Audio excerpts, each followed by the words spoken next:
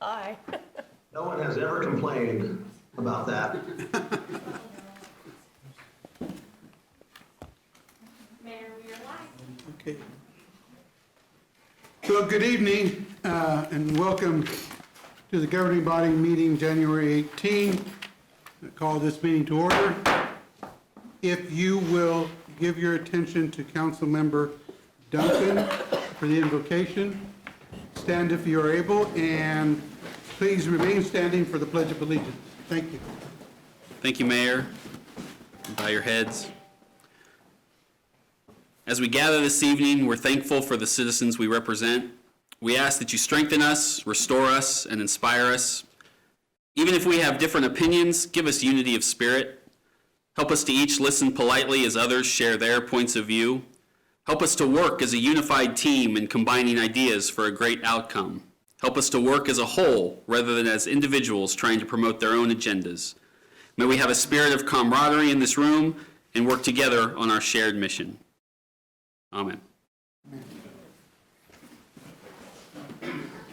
I pledge allegiance to the flag of the United States of America, and to the republic for which it stands, one nation, under God, indivisible, with liberty and justice for all.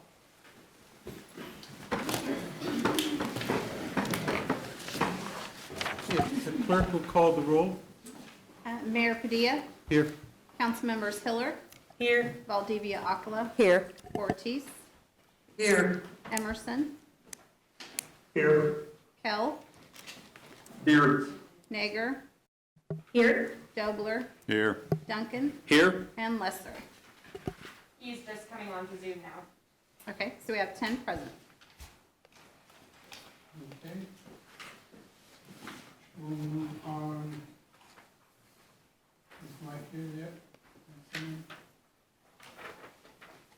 We'll move on to the proclamations. We have one proclamation this evening. If I could have Chief Duke, staff, join me up here, please.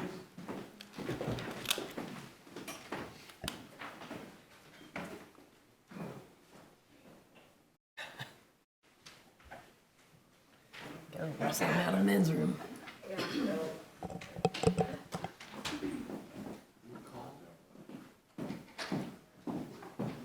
Here we go. The physical fitness test, see if you get here without you.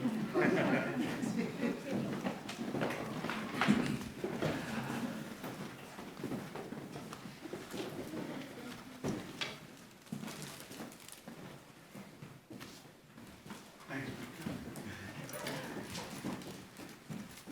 We have a proclamation by the mayor, whereas every 23 seconds, a fire department in the United States responds to a fire somewhere in the nation. And whereas fires nationally were responsible for 3,500 civilian deaths, and 74% of these fatalities in 2020 occurred in the home. And whereas fires nationally were responsible for 15,200 civilian injuries, and 76% of these injuries in 2020 were also related to fires in the home. And whereas an estimated $21.9 billion in property damage nationally occurred as a result of the fire in 2020, and whereas wild-lung urban interface related fires remain a concern nationwide with multi-billion-dollar losses as a result in 2020, and whereas the fire service responds to a growing number of medical calls for service, surpassing 80% of total call volume in some jurisdictions, and whereas community risk reduction is a data-informed process to identify and prioritize local risks, followed by integrated and strategic investment of resources to reduce their occurrence and impact, and whereas the value of community support from local, state, and national partners to address community risk is recognized to meet the demands on paid, combination, and volunteer members of the fire service, and whereas the goal of community risk reduction is to reduce the occurrence and impact of emergency events for both community members and emergency responders through deliberate action in the areas of the 5 E's of education, engineering, enforcement, emergency response, and economic incentive. And whereas most fire-related and many medical cause for service are preventable, with the 5 E's performed as part of an integrated community risk reduction program. And whereas Monday, January 17th, 2022 is Martin Luther King Day and is nationally recognized as a National Day of Service and an opportunity for communities to reduce the risk of their community through a series of educational and other programs. And now, therefore, I, Michael A. Padilla, member of the City of Topeka, Kansas, do hereby proclaim the week of January 17th through the 23rd, 2022 as Community Risk Reduction Week, a grassroots initiative of fire service professionals across the nation to raise awareness of the importance of CPR in the fire service community and an opportunity to make communities safer. Thank you. Chief, this is your proclamation. Congratulations. And thank you for all the work and service that you do on the education and installment of the fire smoke detectors. Would you like to say the words? Yes, Mayor, thank you. The smoke detector program is just one of many programs that we have in the fire department. And we prepare to go on calls, but we need the community to prepare for themselves before we get there. That's learning CPR, stop the bleeding, things like that. And even the smoke detectors, last week we did lose a young boy in a structure fire. And that brought forth, again, the need for smoke detectors. We do have free smoke detectors through the fire department. You get on the city website, go to the fire department and sign up, and we will get smoke detectors installed in your home for you. Our public education officer, Alan Stahl, he's big into this. That's his thing, community risk reduction. That is getting the word and treating out to the community before an incident occurs. And I'd like to thank Alan for his job and doing a great job with the community risk reduction.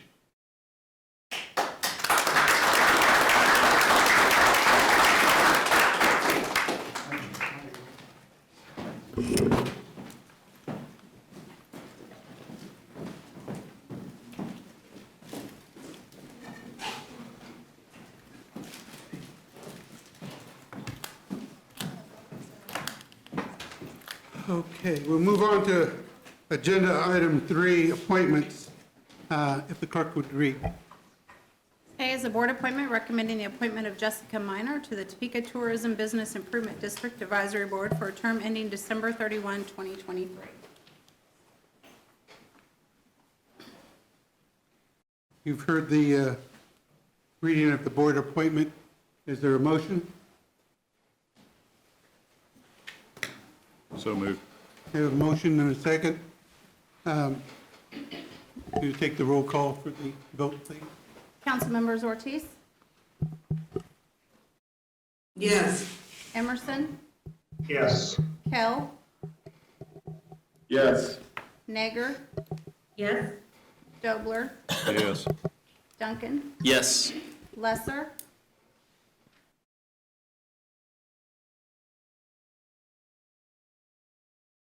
Yes. Hiller, Yes. and Valdivia Aquila. Yes. We have 9 yes, motion carries. Thank you. And I believe Jessica Minor is not here tonight, or she intended to be here. Just want to make sure. We congratulate her anyway on her appointment. And thank you. Move on to item 4, presentations. I'd like to call before us Mr. Nicholas Smith with the HRC and any other commissioners to join him in the presentation of the Troy Scroggins Awards.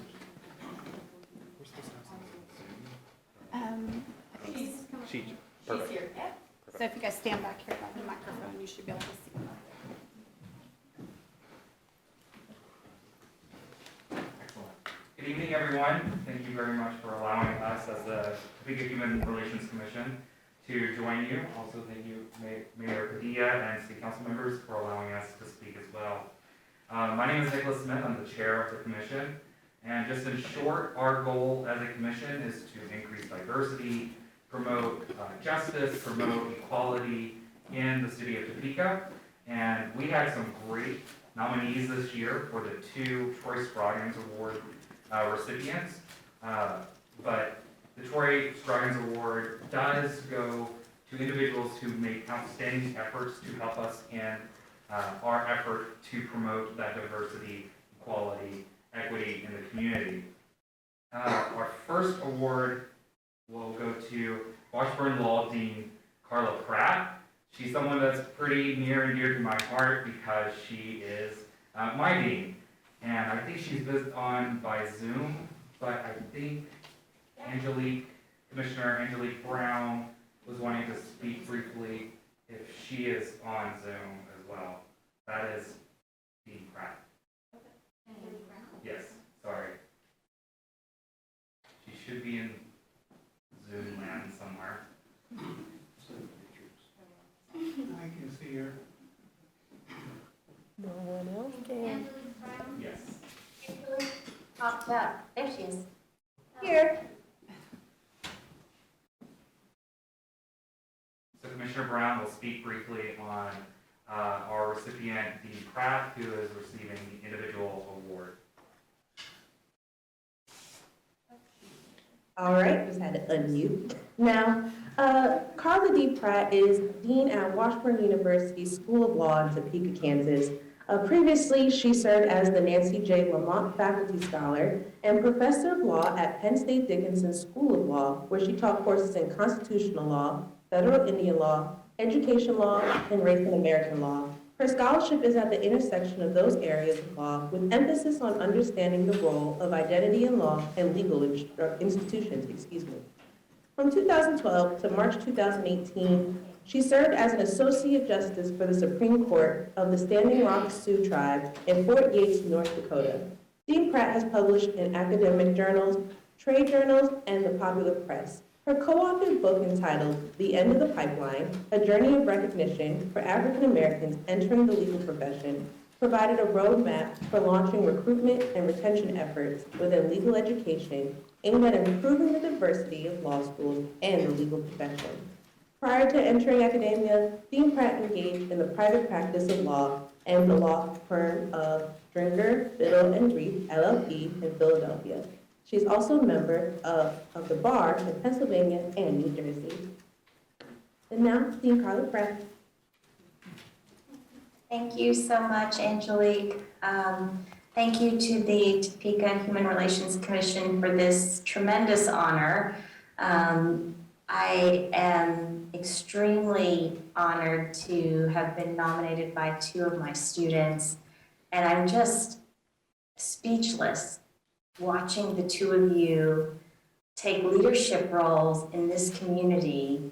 I was just speechless when I saw that happen, and I'm in awe of the 2 of you and all of the work that you're going to do in the area of civil rights going forward. I know whatever practice area you choose, you are going to always work to make this society that we live in a more equitable place. And so I'm truly honored to have been nominated by the 2 of you.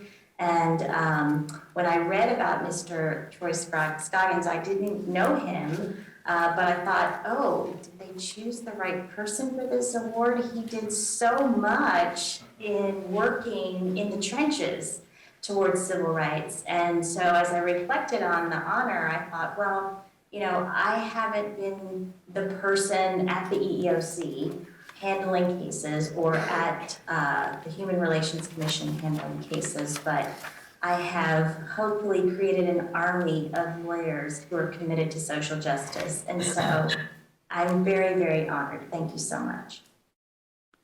Congratulations, Ms. Pratt. We can give you a round of applause. Thank you. I not being there in person, but I got sick and, had to isolate, so I apologize. I really wanted to be there with you all tonight. Yeah, so we'll deliver this award to Dean Pratt at the Wall School. Our next recipient is for the Organization Award, and that goes to Omni Circle Group. They've been doing some outstanding work. They started in the middle of the pandemic, more or less, and they didn't let that stop them at all. They said there's an obstacle, what obstacle? They have been keeping on growing and creating great opportunities for individuals here in Topeka. So I will turn it over to you, let you speak a little bit more about that. So Omni Circle Group is a group that I became aware of in 2019, and kind of like Commissioner Smith just alluded to, the pandemic got started not long after they did, but that didn't slow them down one bit. If you've kept up with Omni Circle Group at all, you know that they have a women's group, they have a men's group, they have a group that is motivating people to get moving every week and exercise, everything that you can think of to raise up our minority communities and a lot of the underserved. And I have admired their work since 2019, so that's why I thought that they'd be a really, really great awardee for the Choice Riders Award. So thank you to Omni Circle for your service to this community, and we appreciate you, and congratulations.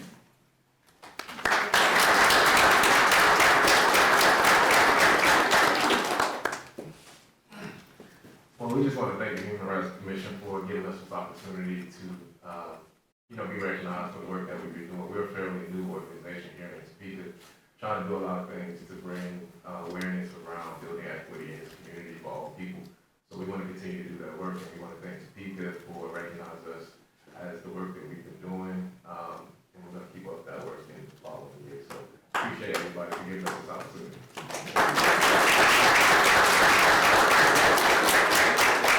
Michael.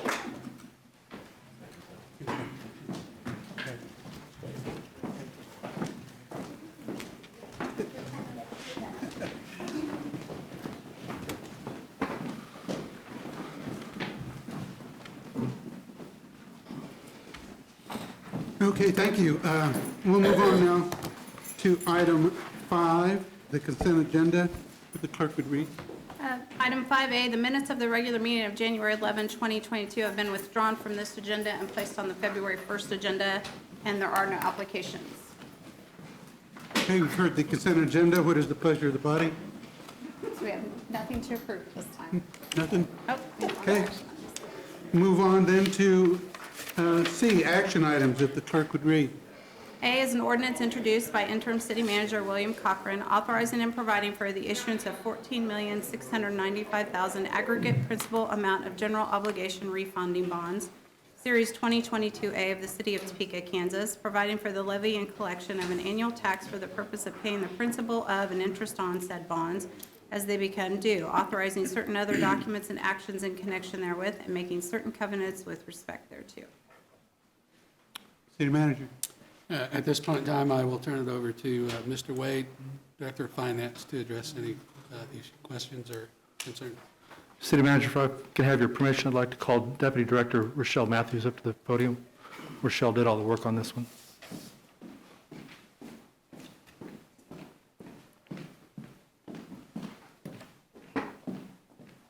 Thank you, City Manager. Good evening, Mr. Mayor and Council. Tonight we have 2 things for you.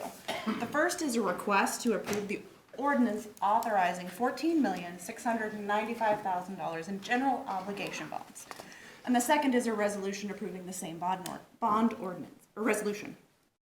We are joined tonight by our bond counsel, Kevin Cowan from Gilmore & Bell, who's in the audience.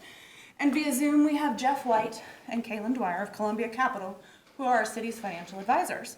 They are available to answer your questions should you have any. We did go to market this morning to refund our 2016 Series B general obligation bonds. While the response wasn't as robust as we had hoped, we did have 4 bidders in the portal this morning with a winning bid of 1.4822% from Robert Baird. The bid results in a present value savings of $381,519 or 2.475%. This refunded bond reflected originally funding 19 different general obligation projects completed here in the city. As you know, we've had good luck of refunding here lately. Tonight will likely be the last of them for a while, as we are starting to see interest rates rise in the market. Again, our savings is just under $382,000, and with that, our team will stand for questions if you have any. Any questions from the body? Michelle? Seeing none? Okay, thank you very much, Michelle. Okay, we've heard the reading. Mayor? Okay. Councilman Emerson. Mayor, I'm sorry, not a question, but just a comment. I appreciate all the work they're doing. That's a huge chunk of money. So great work, finance team.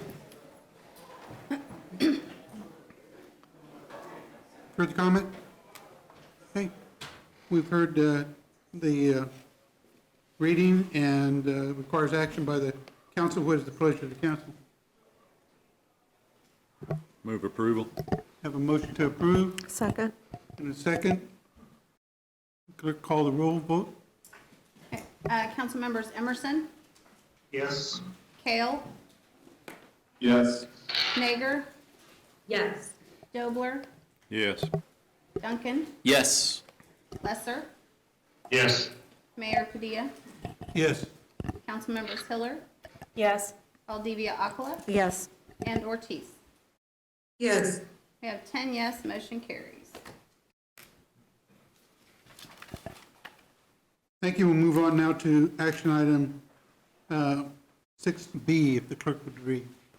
B is a resolution introduced by interim city manager William Cochran authorizing and providing for the issuance of $14,695,000 aggregate principal amount of general obligation refunding bonds, Series 2022A of the City of Topeka, Kansas, providing for the levy and collection of an annual tax for the purpose of paying for the principal of and interest on said bonds as they become due, authorizing certain other documents and actions in connection therewith, and making certain covenants with respect thereto.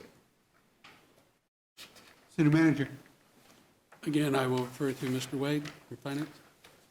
Mr. Mayor, thank you. This is the resolution to accompany the ordinance that you just passed.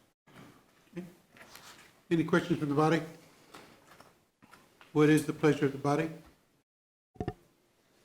Move to approve. Have a motion to approve.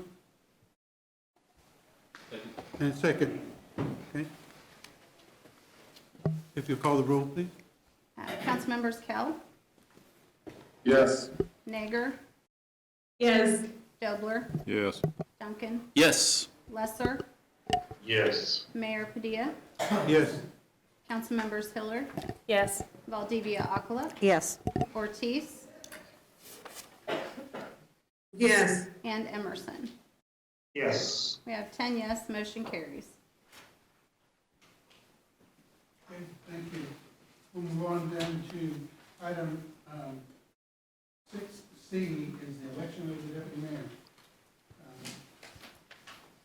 At this time, we will move into the process to elect our next deputy mayor. As our rules have it that the first nominee for the selection would be Councilman Lesser by reason of his seniority. Are there any other nominees for the position of deputy mayor? Did I see any here? Okay. Councilman Lesser, do you accept the nomination for deputy mayor? Mr. Mayor, I at this time have a number of conflicts in regards to my business that is going to require me to travel extensively this year. I very much was looking forward to working with you, and I hope that the opportunity, as I decline it this year, next year when things settle down for me, that I have the opportunity to then be nominated for it. But at at this point in time this year, I'm not going to be able to accept that nomination. Thank you, Councilman. At this time, we will proceed to accept any other nominations for the position of deputy mayor during the year of 2022. Are there any other nominations for the position of deputy mayor? I would like to nominate, okay, I didn't see it in the corner of my eye. Councilwoman Valdivia Alcala. Thank you, Mayor. I would like to nominate Spencer Duncan. There's a nomination for Spencer Duncan for the position of deputy mayor. Any further nominations? Okay. Councilwoman Ortiz has her hand raised. Okay, Councilwoman Ortiz. Thank you, Mr. Mayor. I would ask the city attorney, who would be next in line after Mike Lasser? According to the ordinance that we passed, it was by seniority. Under the rules, it goes by seniority, but that just allows for that person to be nominated. It doesn't close for nominations. So under the rules and the way it's been done in past precedent, the person can accept or decline, and then it just opens it up on the floor. I can look at who would be the next in seniority. I believe it would be Councilman Dobler. Because that's how originally, when that ordinance, I chaired that. Not that I have a problem with Spencer at all, but I had chaired that to do that so everybody would get an equal turn. Because it seemed like, there was people that was getting it over and over and over. So that's how it's supposed to read. So that's my question. Okay, for clarity, City Attorney. I guess I wasn't here when it was originally passed. I can just go based off the plain language, and the plain language says that Councilman Lesser's automatically nominated. That doesn't close the door for any other nominations. I don't have the historical knowledge, I guess. Councilman Dobler.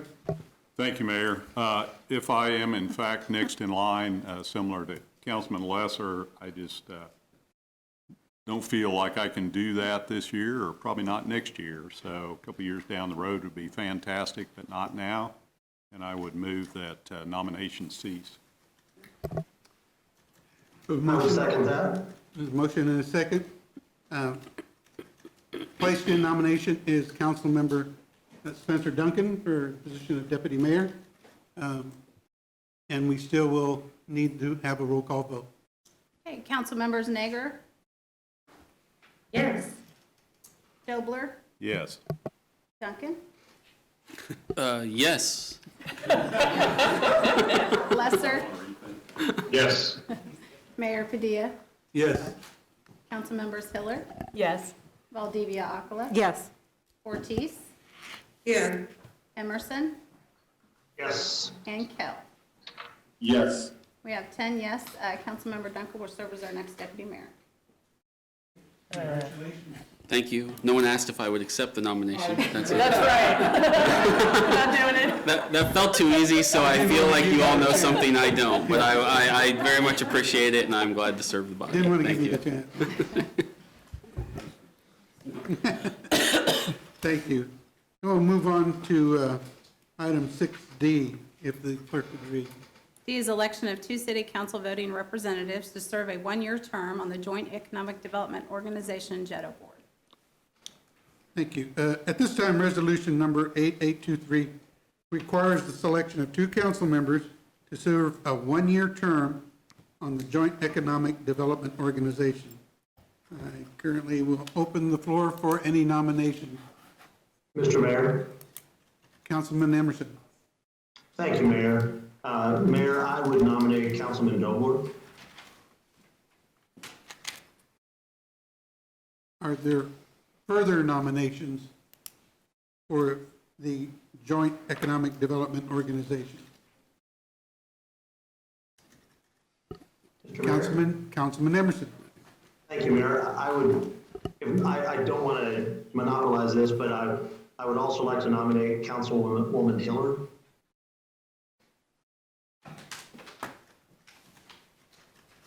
Okay. Any further nominations? Mayor, Councilman Duncan. I would like to nominate Councilmember Nager.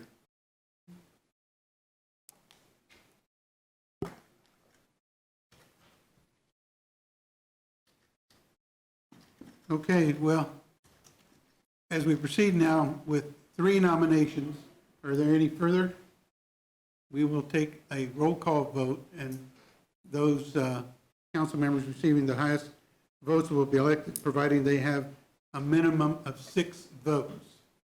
So if you will call the roll for the vote. So the 3 members that we're voting on are Dobler, Hiller, and Nager. Yes. So we'll start with Councilmember Dobler. We supposed to vote for 2 or 1? For 2 positions. Two positions. Or do you guys want to do them one at a time? So we have 3 nominated. Yeah. We're voting on each person individually, right? Yes, we can. Each position. For 2 positions.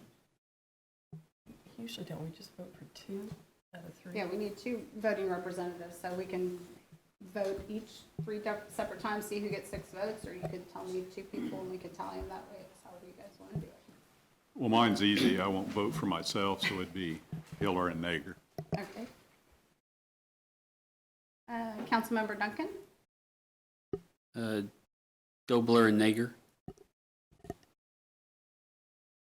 Okay, Lesser?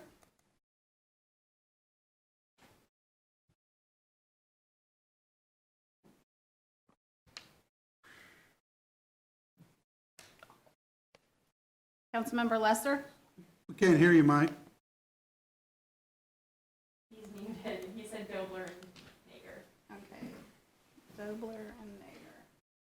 All right, and Councilmember Hiller? I guess I should go with the group, huh? Dobler and Nager. I'm fine with serving. Okay, Councilmember Valdivia Aqua? Dobler and Hiller. Okay, Councilmember Ortiz? Dobler, Nagler. Okay, Councilmember Emerson? Since I nominated him, I better say Dobler and Hiller. But I love Hannah too, so just trying to give everybody a chance, that's all. Councilmember Kell? Dobler and Nader. And then Councilmember Nager. I'm counting the votes.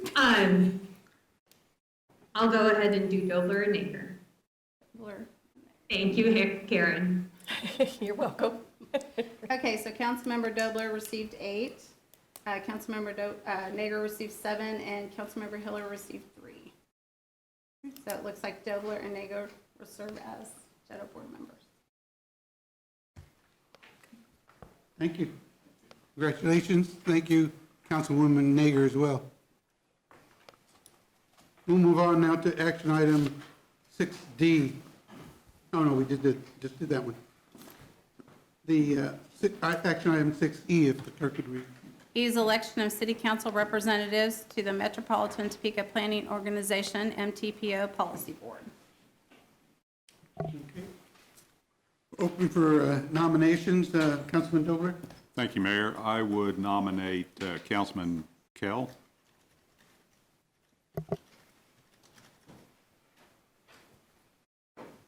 Okay. Are there any further nominations? Further nominations? We need one more representative for the MTPO.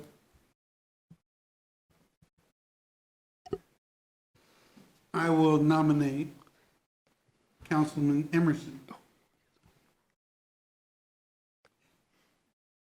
Councilman Emerson. Mayor, I would nominate Councilwoman Hiller. Okay. Further nominations? Councilman Hiller. I don't have a nomination per se, but I would encourage, I've done MTPO a couple of terms, and so I would encourage somebody who has not served to do that. It's a good insight into how the process goes to get the streets and sidewalks and now complete streets done as well. So just wanted, because people can self-nominate as well. So if there's somebody who would like that experience, I encourage you to do it. I was just gonna, Councilman Duncan. I don't have a nomination, I just want to follow up with that I will say, having served on that the last 2 years, they're talking a lot about Polk Quincy.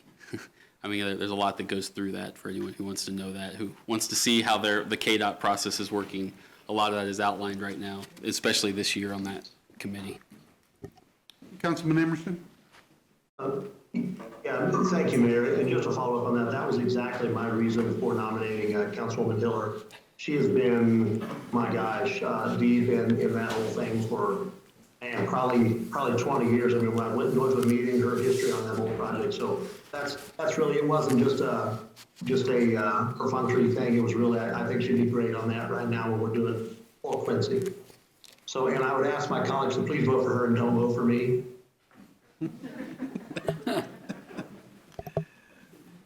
Councilman Dobler. Mayor, I move nomination cease. Okay. No further nominations. We can take the roll call vote when you're ready. All right, the three members we have are Kell, Emerson, and Hiller. We'll start with Councilmember Duncan. Kell and Hiller. Okay. Councilmember Lesser. Kell and Hiller. Mayor Padilla. Kell and Hiller. Councilmember Hiller. Kell and Emerson. Councilmember Valdivia Acala. Kell and Emerson. Councilmember Ortiz. Kell and Emerson, thank you. Councilmember Emerson. Kell and Hiller. Councilmember Kell. Kell and Hiller. And Councilmember Nager. Helen Hiller. And Councilmember Dobler. Kell and Hiller. Okay, so Councilmember Kell received 10 votes, Hiller received 7, and Emerson received 3. So Kell and Hiller will serve as the representatives. It's a 2-year term, too. Thank you.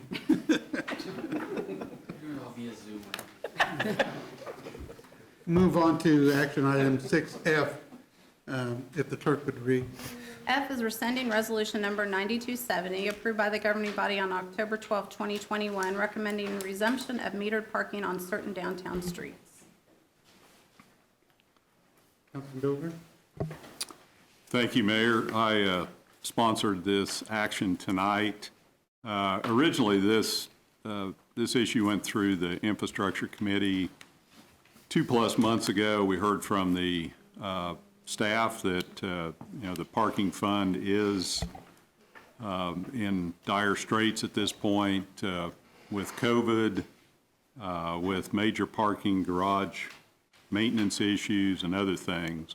At that time, we voted to recommend to the City Council that the bags on the meters, in other words, free parking in the 100 blocks on either side of Kansas Avenue, the bags be removed and the parking fees be reinstated. At that time, this was 2-3 months ago, it seemed like pandemic was waning. We anticipated more employees downtown and those type of things. We've heard from retail downtown that obviously that's not happening. It is still an issue, and we think that, at least I think that reinstating the free 2-hour parking in those 100 blocks makes some sense, but I think that needs to be for a limited period while we talk about the entire parking issue downtown. So although the only action is to rescind or not rescind the resolution, what I am asking in conjunction with that of staff is to do two things. One is to update the parking plan, which I believe was done in 2017, and other actions that may include an RFP for disposing of one or more garages or whatever else is in the current plan. I would ask that we have a presentation on the updated plan by May 10th. And then on May 17th, I would ask the staff to put this resolution back on, which would, at that point, unbag the meters in the 100 blocks. So that allows 120 days, 4 months for action on the parking plan. Seems to be a good compromise. And I would make a motion to approve. First, you'll have to make a motion to waive your rules to reconsider it. Sorry, I didn't hear that. First, you'll have to make a motion to waive the governing body rule to reconsider it. I will make that motion. Motion to rescind the rules, to suspend the rules to make this decision. Is there a vote that we need to take? Yes, so we need a second. Need a second? Second. Okay, with motion and a second, we'll call the roll, please. Councilmember Lesser? Yes. Mayor Padilla? Yes. Councilmembers Hiller? Yes. Valdivia Aquila? Yes. Ortiz? Yes. Emerson? Yes. Kell? Yes. Nager?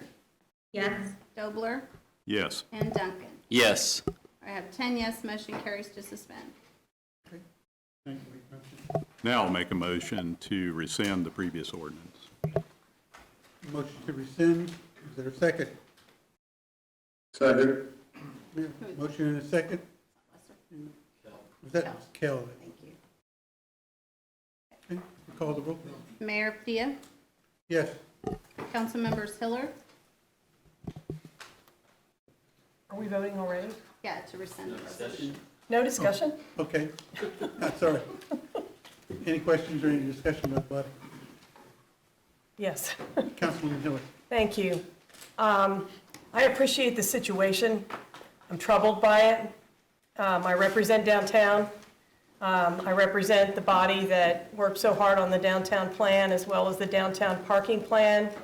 DTI supported the plan and continuing, so I'm very uncomfortable.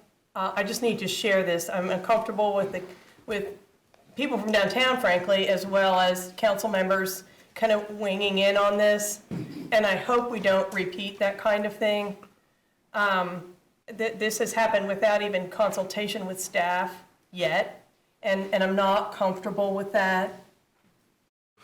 At the same time, the idea of revisiting the plan is very strong. We do need to do that. We need to revisit the numbers that the plan was based on, the progression. If there's a need to refresh and get everyone who is a stakeholder involved again. I guess the dates, Councilman Dobler, that you mentioned of May 10 and May 17, I appreciate that those are that specific. They're not part of your motion though, right? So I hope that one way or another, if this passes, that there is a full commitment on the part of city manager and staff that we do hit these, hit the 120-day turnaround, and that we kind of regroup if that's what we need to do, and do the right thing and move forward. I've been involved in discussions with downtown folks.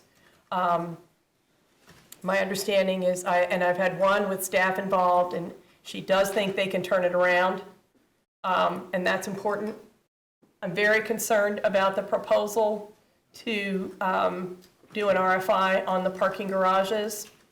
Not because maybe we shouldn't look at that, but not revisiting the plan first. We are talking about a system that is built on the garages, the on-street and the system of how we market downtown and how internally with the merchants and so on, we build the conversation that we have with citizens here. We need to be prepared for guests, employees, and people who live there. And when you play with any one of those, whether it's the meters on the avenue or whether it's the garages or whether it's how we're addressing it, it can pull the legs out. It's a three-legged stool, if you will. It can pull the legs out from under getting where we need to be. And people all pretty well agreed on where we needed to be. That we wanted a vital urban downtown that was busy daytime, weekdays, weeknights, and weekends all the time. That we needed to be very intentional and clever, frankly, about how people parked, where they park, how much they charge, so people are incentivized to go to the best possible places for turnover of the merchants that actually need that turnover on the avenue, as well as the businesses and so on. So I don't want us to lose sight of the goal. If we think that this hiccup in time of 3 months will make a difference, I just want us to not forget why we're here and that a lot of work went into making the plan that we had. Thank you. Thank you, Councilman. Councilman Kell? I would just recommend that why this is going on, especially why the State House is in session, that we really look at the 2-hour limit and make sure that we're enforcing the 2-hour limit. So we don't have State House officials taking up all those spots and taking spots away from people that might be going to the businesses, such as on Kansas Avenue that we have in that stretch near the State House. Because if it looks like they're going to get free parking, most people are going to try to take free parking wherever they can. So I think we need to make sure that that's taken care of, and then possibly put something on our agenda for a certain date, so that almost kind of guarantees that we come back to this issue in the near future. Thank you for the comment. Councilman Duncan? I will not make any sort of motion or proposal this evening. I just want to take this 30 seconds to once again reiterate my disdain for the OOPS tickets and my desire to have us seriously look at those, their effectiveness and lost revenue that may come from those. So I'm just going to throw that out there whenever we talk about parking one more time. So thank you, Mayor. Any other comment with regards to this motion? If the clerk could restate the motion, please. Is it just a motion to rescind, or does it include the directive that you gave to staff? It does not, I believe. All we can do is rescind it. Okay. All right, so the motion is just to rescind Resolution 9270, which takes or rebags the parking meters along Kansas Avenue in the 100 blocks on both the east and west sides. Check it again, no further discussion. Councilwoman Hiller. Thank you. I'm very torn about this. I think I should say up front, I understand both sides. I'm going to vote no just because I feel like we shouldn't make these changes this way, but I do really understand all the pieces. Thank you. Thank you, Councilman. Brenda, if you'll call the roll call vote, please. Mayor Padilla? Yes. Councilmembers Hiller? No. Valdivia Acla? No. Ortiz? Yes. Emerson? Yes. Kell? Yes. Nager? Yes. Dobler? Yes. Duncan? Yes. And Lester? Yes. We have 8 yes, Councilmembers Hiller and Valdivia Acla voting no, the motion carries. Move on to item 6G, if the clerk would read. G is approval of the 2023 social service grants, recommendations for calendar, priorities, scoring sheet, and continuation of contract with vendor. City Manager, you have anything to add?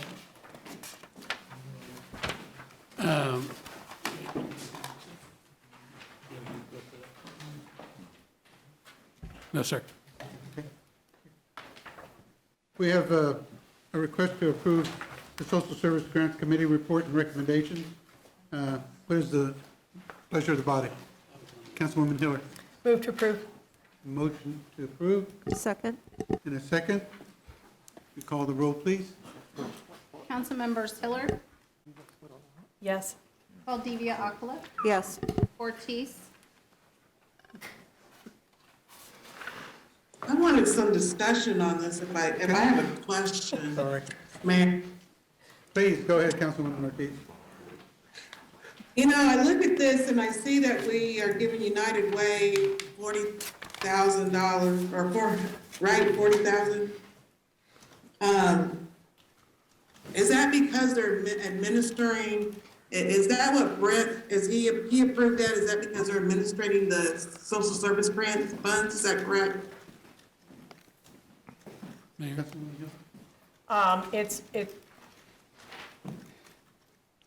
That contract, as I understand it, is for administering the social service funds. He negotiated that on the side. That was not part of the committee's action, but yes. City manager's waving his hand. And that's what I wanted clarification on, because how long does that contract last? How do we go from 10 to 15 to 20, now we're way up to 40? I mean, I've always had a problem divvying it out anyway, so I'll just go ahead and say that. If that's the case, let's just hire somebody and let them contract of it, but how long is the contract for? City manager. Councilwoman Ortiz and governing body, that was a contract that was negotiated by the previous city manager. It's a 3-year contract. It's a graduated contract. It's, if I remember right, it's 40, 45, and then 50 over the course of the next 3 years. And the part of the reason for the increase was there was a change or increase in scope of work from the original bid process. And so that was my understanding as to why he negotiated that contract with United Way. Okay, I appreciate that clarification. I'll vote for it because I don't want to see our social service money go down, but gosh, we could have a city employee for that and less than that. Thank you. Thank you, Councilwoman. Councilwoman Valdivia Alcala. Thank you, Mayor. I would just remind everyone that I think the majority of y'all voted to have it third-partied out, and I was the one that tried to rescind it. So let's talk about rescinding today, but moved to rescind it, which was blown out of the water. So, and came back later and said that I had definitely made a mistake because for the scope of work that they did, United Way, and how they have enhanced and really drilled down into a number of nuances that we needed to have in there to serve our agencies, to serve the folks that benefit from their services. Hands down, I think that it is worthwhile for that steady increase. And again, there was the sentiment that by this body, I think the majority voted to third-party contract it out. And I think that that has been the best decision, and I was wrong. So I think it's a good use of city funds. Thank you. City manager. And also just a little clarification, those dollars will come out of the general fund and not out of the social service grant dollars. So. Mr. Mayor, if I may, Yes, Councilwoman Ortiz. I'd rather see those funds come out, pour more money into social services than to pay somebody that amount. Because I'm sure that there's social services that can use it. I don't care where it comes from, it's still tax dollars. Thank you. Thank you. I would like to comment on this process, following up a little bit on it, because I as well served on that grant committee, and we went through a lot of head scratching and discussion about having a third party do this on behalf of the city. And yes, there was some reluctance on the part of some members, but I appreciate that the fact that now that they have served there and seen the scope of the work that United Way has done for the city, that it is in fact, I think, the way that we should continue. I appreciate that United Way does dig way deep into all the details and comes back with objective recommendations that the committee can then bring forward as part of their recommendation. So I would support this, and I appreciate the work that the committee has done, because I know that's a tasking job. Thank you. So we have a recommendation, and have we had some discussion? Any further discussion? Councilwoman Hiller. Just because of the discussion, I'll take a moment to clarify what the committee recommendation was. Okay. And that recommendation was 4 parts. Recommends that the timeline and calendar for next year that was approved by the committee and forwarded be approved. That the priority sheet also be approved. This is a package that comes through every year. And that the score sheet be approved by this body. And the 4th recommendation was to recommend continuing with the vendor and deferring to the staff for whatever that compensation was. So that compensation amount is not included in this, just the recommendation to continue with United Way. Thank you. Thank you for the clarification. Any further discussion before we move forward? Okay, if the clerk would read. Okay, we'll start over with roll call. Councilmembers Hiller, Yes. Valdivia Aquila, Yes. Ortiz, Yes. Emerson, Yes.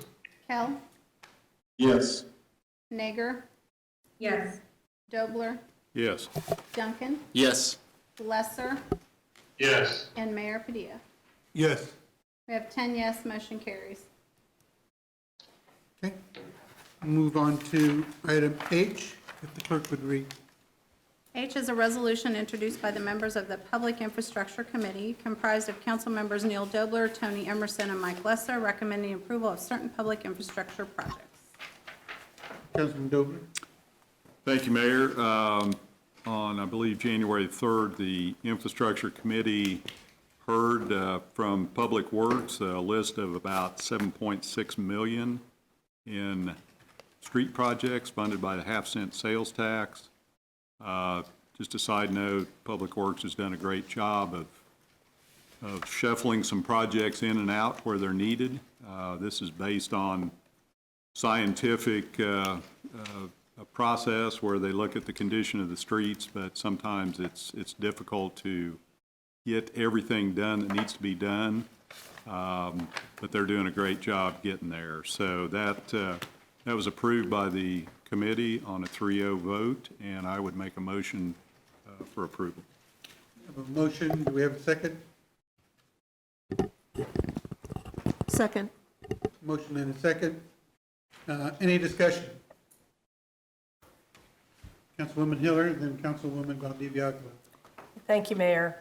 I want to express some thanks. I had questions about a number of these projects just to get caught up with them, and the various folks were able to answer those to my satisfaction, and I appreciate the work on it and the responsiveness.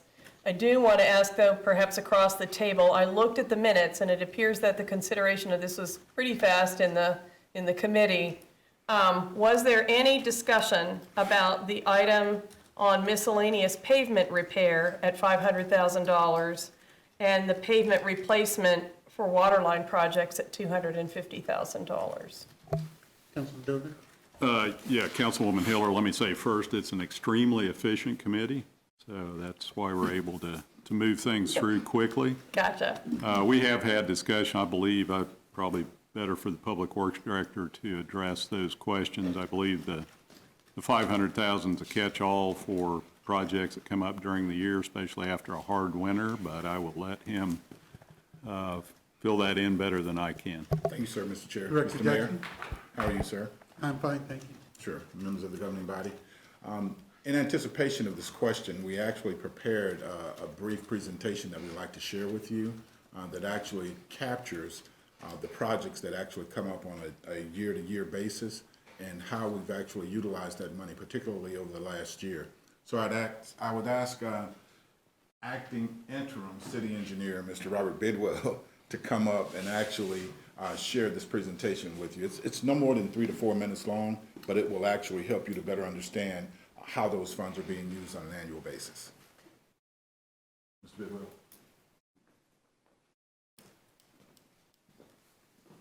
Thank you. I'm not sure if the slide show made it to this city clerk in time. Not sure that we received a presentation. Okay. Well, I can, as far as the miscellaneous pavement repair, I'm not sure if the term repair is the term that's causing a little bit of confusion, but we did have in the 2021 program that was approved last year, we did have $500,000 allocated for miscellaneous concrete and asphalt repairs. And the 4 projects that we were able to address with those included Mill and Overlay at 9th and Clay, or 9th and Fillmore area. We were notified during the year of the poor existing payment condition in that area. And we were able to Mill and Overlay Fillmore, 2 blocks of Fillmore, and then 2 blocks of 9th Street required full depth pavement replacement because it was in such poor condition. There were 2 other projects, one on 17th Street between Central Park and Fillmore. There were several concrete pavement panels that had settled, cracked and sunk about 4 inches in the early part of last year, and that required us to close the eastbound lane until that could be repaired. And so we were able to replace those concrete panels. Earlier last spring, a section of Southwest Lane Street between 16th and 15th Streets. We noticed there had been evidence of rutting in the outside lane for a while. We actually determined there was a 4 to 5 inch void underneath the pavement. So again, that would have caused the lane to be closed until it could be repaired. And so we were able to use those funds to do, again, full depth repair on that block of pavement. And then the 4th thing that came up during the year was Southwest Winger Road down by 57th Street. It's right by the Target Distribution Center. So there's a lot of trucks that utilize that intersection. And there's several pavement sections that are sinking and cracking, a lot of joints failing. So the street department is keeping that in serviceable condition, and we currently have design work underway to reconstruct about 100 feet of that north leg. So this allows us the flexibility as issues come up during the year, that we can respond to the needs and make those repairs accordingly.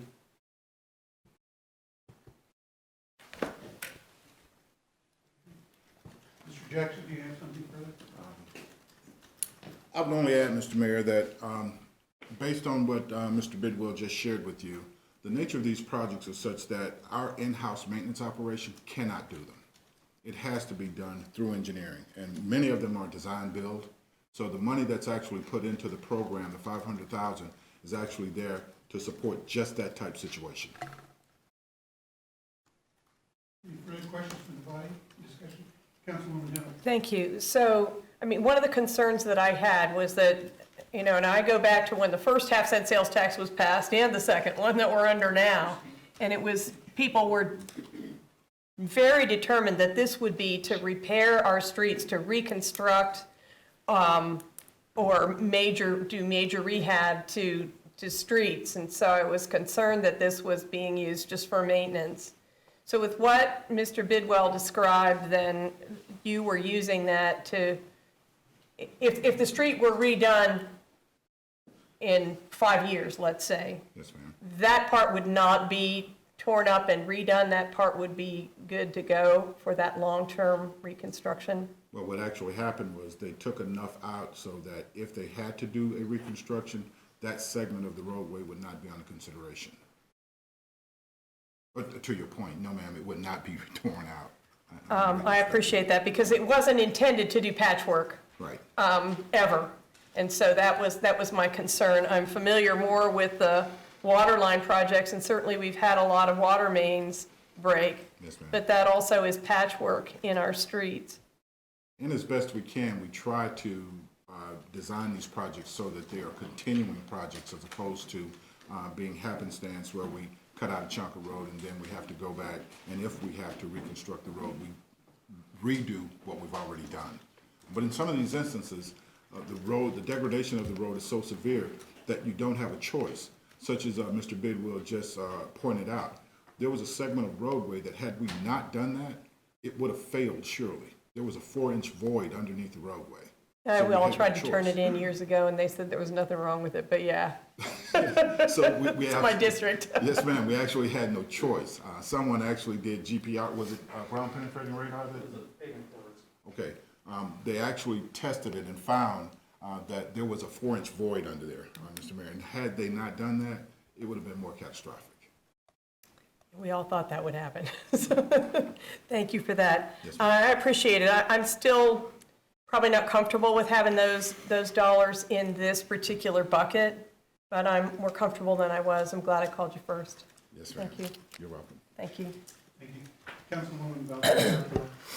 Thank you, Mayor. Just the comments, this wasn't any questions to you, just a comment about we'll be supporting this, and still considering myself a newbie, I would just encourage constituents, citizens, whatever, whatever stripe you are, to tune into the PWI meetings, the Public Works and Infrastructure meetings. You can find out information about them through calling city council offices, but they really are very informative if you want to know where, what funds are going where and what projects are coming up.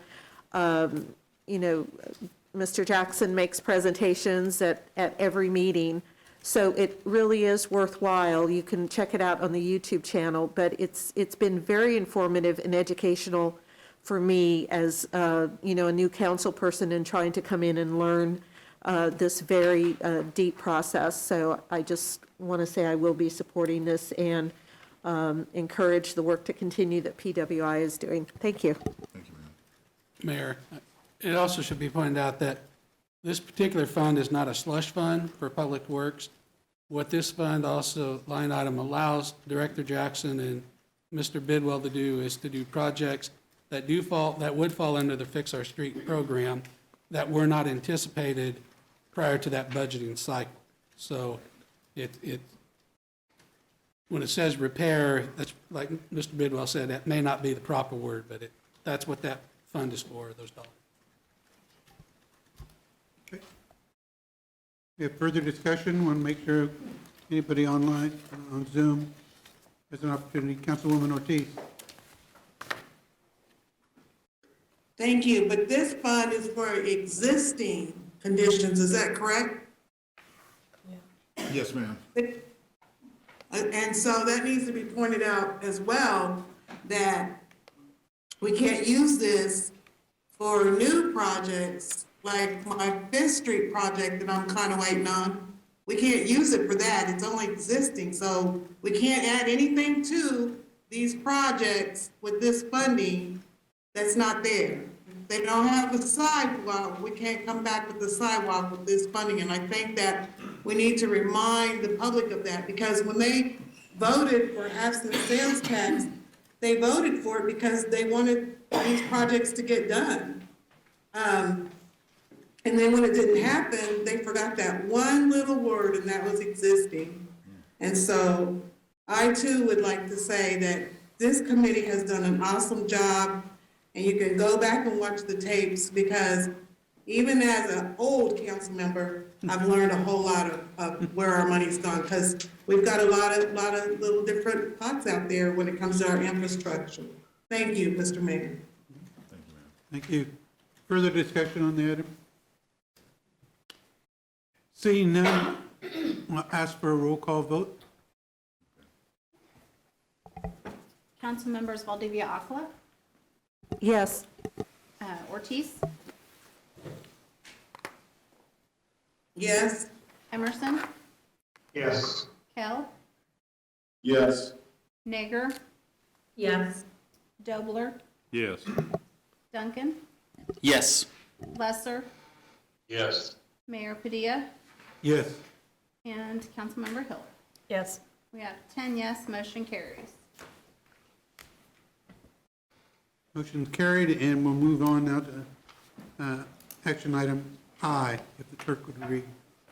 I is approval of the executive search firm scope of work and authorizing staff to move forward with the posting of the request for proposals for the recruitment of a city manager. City manager? Yes, we all know we've been working towards the process of what that would look like. With that, I'll call Director Russell up to discuss the update that she has provided on the process and where we're at this point.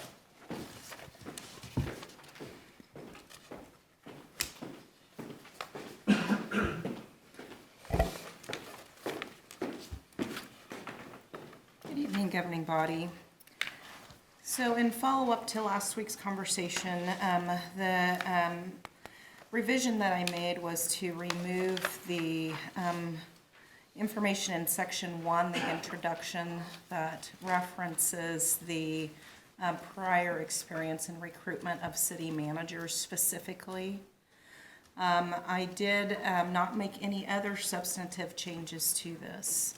However, I do know that there was some discussion. I didn't walk away with a consensus on whether or not you wanted it specific only to the city manager recruitment, or if you wanted to leave it open for other recruitments that may happen in the near future.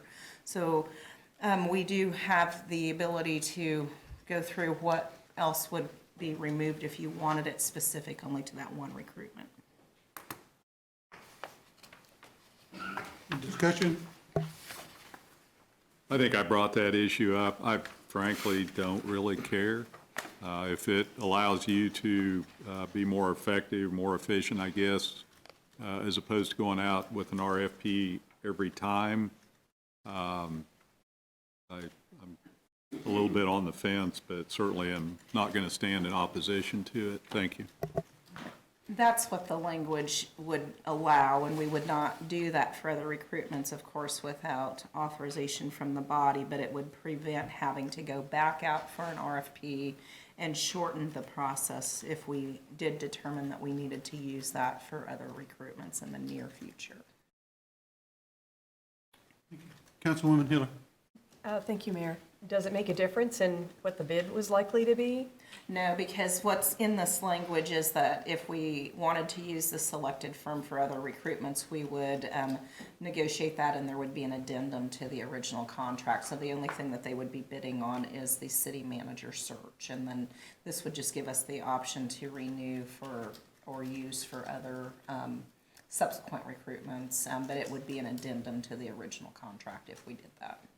It would also not be an obligation. There is no obligation. Okay. Thank you. Councilman Emerson. Thank you, Mayor. Kind of to piggyback on what Councilman Dover said, I too like that it gives a little bit of operational flexibility for them. But the second thing is, if they think there's a chance that in the future they might, work again on this contract, there's also some incentive for them. Might give them a little, incentive to, make sure they give us all the value they can out of this one. So rather than just a one and done. So I would definitely support having that broader language in there. Thank you. Further discussion on the item? Motion to approve. Have a motion to approve. You have a second? Second. I'm asking for a second. Second is Councilman Emerson. Okay. The motion and a second. Ask for the roll call vote. Council members Ortiz, Yes. Emerson, Yes. Hale, Yes. Nager, Yes. Dobler, Yes. Duncan, Yes. Lesser, Yes. Mayor Padilla, Yes. Council members Hiller, Yes. Valdivia Aqua. Yes. We have 10 yes, motion carries. Motion having been carried, we'll move on to the non-action items, if the clerk would read. A is discussion regarding an appeal to the governing body as specified under KSA 75-2724 for the issuance of a fence permit found by the Topeka Landmarks Commission to damage and destroy the historic integrity of the property located at 333 Southwest Greenwood Avenue and the surrounding Potwin Place National Historic District in the city of Topeka, Shawnee County, Kansas. Thank you. Mr. City Manager, do you want to add anything before I make an opening? Okay. Yes, sir.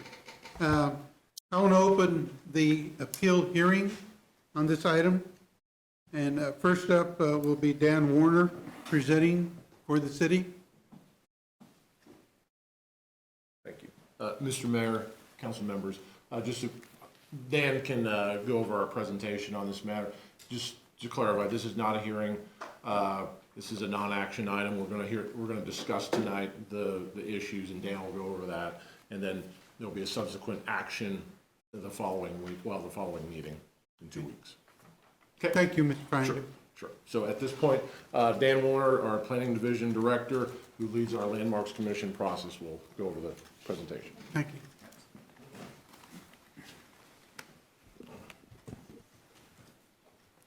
Good evening, Mayor, governing body. Going to talk about and appeal the Landmarks Commission decision regarding the fence at 333 Southwest Greenwood Avenue in the Potwin Historic District. A little bit of background. So the Landmarks Commission determined that the fence erected at 333 Southwest Greenwood Avenue does not meet the U.S. Secretary of Interior standards for rehabilitation. The owner has appealed that decision per Kansas state law, which is KSA 752724, and has appealed that decision to the governing body. So the fence in question is located in the front yard of the property. The fence was constructed without a permit, and the owner submitted a permit after the fence was constructed, and the historic review commenced at that time. So the Landmarks Commission considered this fence on June 10th and July 8th of 2021. The meeting on June 10th, action on that fence was tabled until the July 8th meeting to give the owner an opportunity to redesign the fence. That did not happen, so on July 8th, the Topeka Landmarks Commission determined that the fence in question damages and or destroys the historic integrity of the property and damages and or destroys the historic integrity of the Potwin Place National Register Historic District. A couple other things to note about that. So the issue at hand with the fence is not its placement on the property nor its height. The historic issue is the design of the fence. So the fence is of a French Gothic design and the home is a Queen Anne Victorian. A decorative metal fence in the front yard is appropriate for that style of home in the historic district. To approve the fence, the governing body must find that there are no feasible or prudent alternatives and that all planning to minimize harm to the historic property have been made. Staff is recommending that there are prudent and feasible alternatives. The first is to replace the fence with a decorative metal fence. Second, remove the fence. These two issues or these two options would meet the Secretary of Interior standards for rehabilitation as required by Kansas Historic Preservation Law. Mentioned decorative fencing, metal fencing along street frontage being appropriate earlier. Here's a few examples of what that might look like.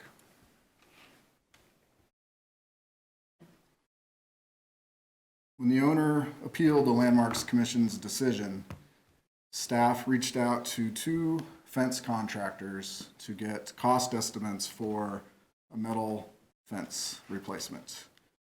So contractor one provided an estimate for aluminum and also steel. Contractor two provided an estimate for a steel replacement, which was $6,750. We also asked the fence contractor to provide an estimate for the materials and installation of the fence in question, and that's approximately $6,800. And finally, the cost to remove the existing fence was provided by contractor number two and estimated at approximately $800. With that, I'll be happy to try to answer questions. Do we have any questions? Councilman Dober. Thank you, Dan, for the presentation. If this had gone through the permit process, what would that have looked like? It's a great question. Councilman, when applications come in for building permits, or even before the permit is sought, we direct those to our Design Review Committee, which is a committee of the Landmarks Commission.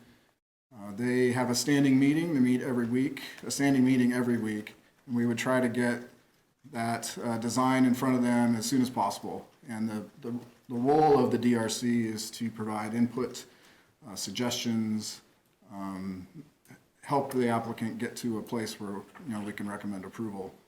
So first and foremost, it would go to the DRC, and then since it's a new fence, that would go to the full body of the Landmarks Commission, and they would review the design and weigh in on that at that time. Thank you.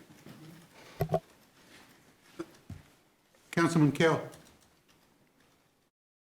Okay, so if they would have put in the metal fence, would a permit have been required prior to in that fence then?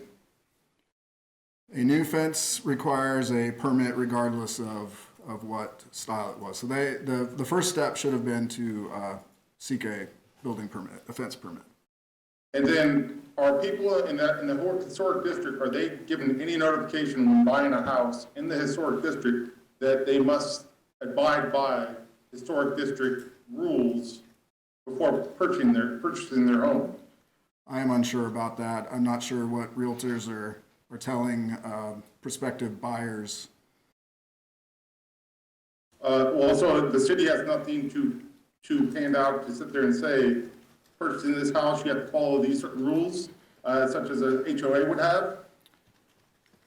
So no, we don't typically do that. What we did, though, if you'll allow me to explain, is because of this situation and because of some others, we as Planning Division did send out postcards to owners and residents of residential historic districts in the fall to let them know, hey, you're in a historic district.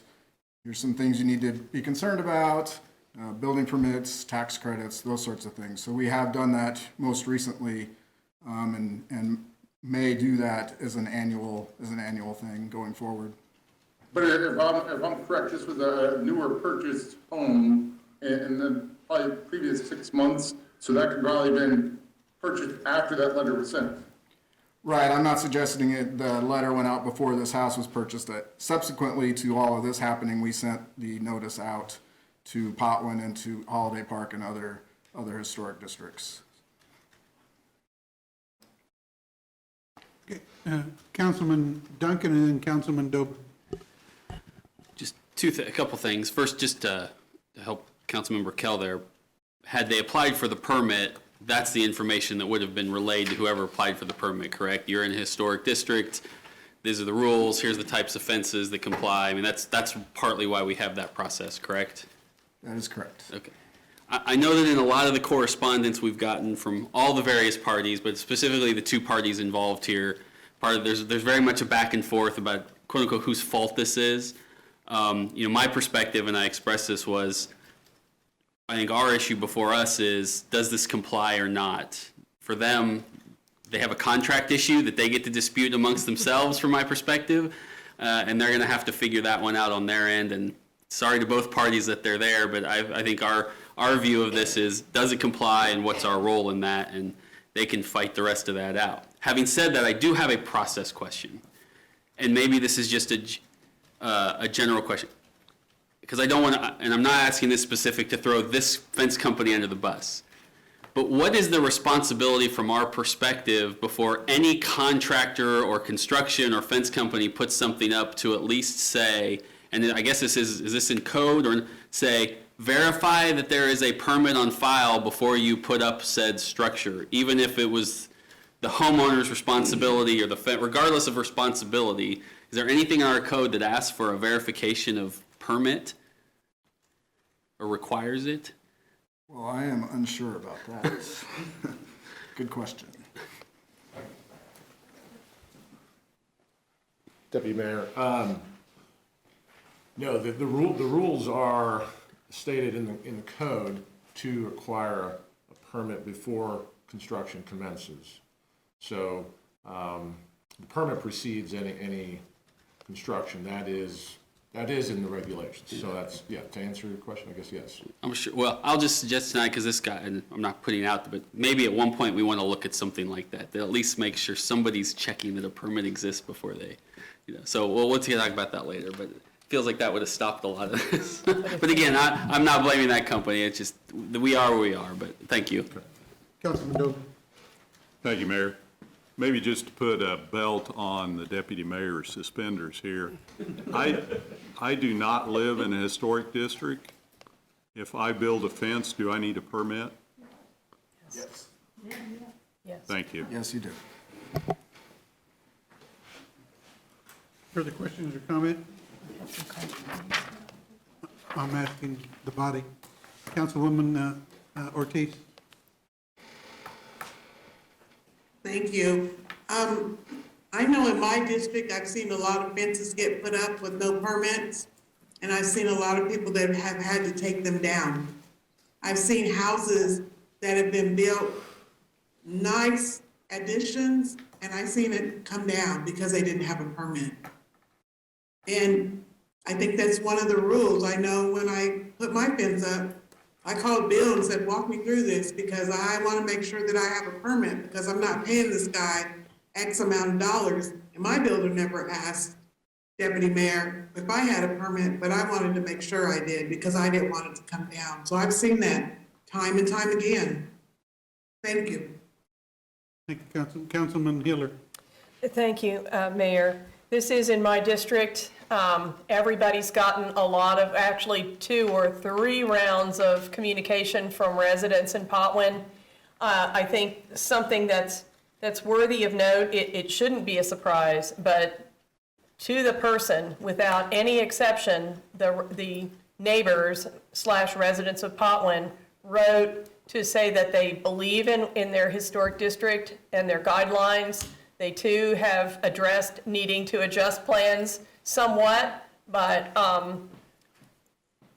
they were far more eloquent than I will be, but if you read through those letters, they each made a really strong case for why they believed and they knew about it. The Potwin residents are good at sharing that experience with one another in terms of addressing those guidelines. And in fact, I refer people from other districts or that are considering historic preservation to Potwin because they've lived with it for so long.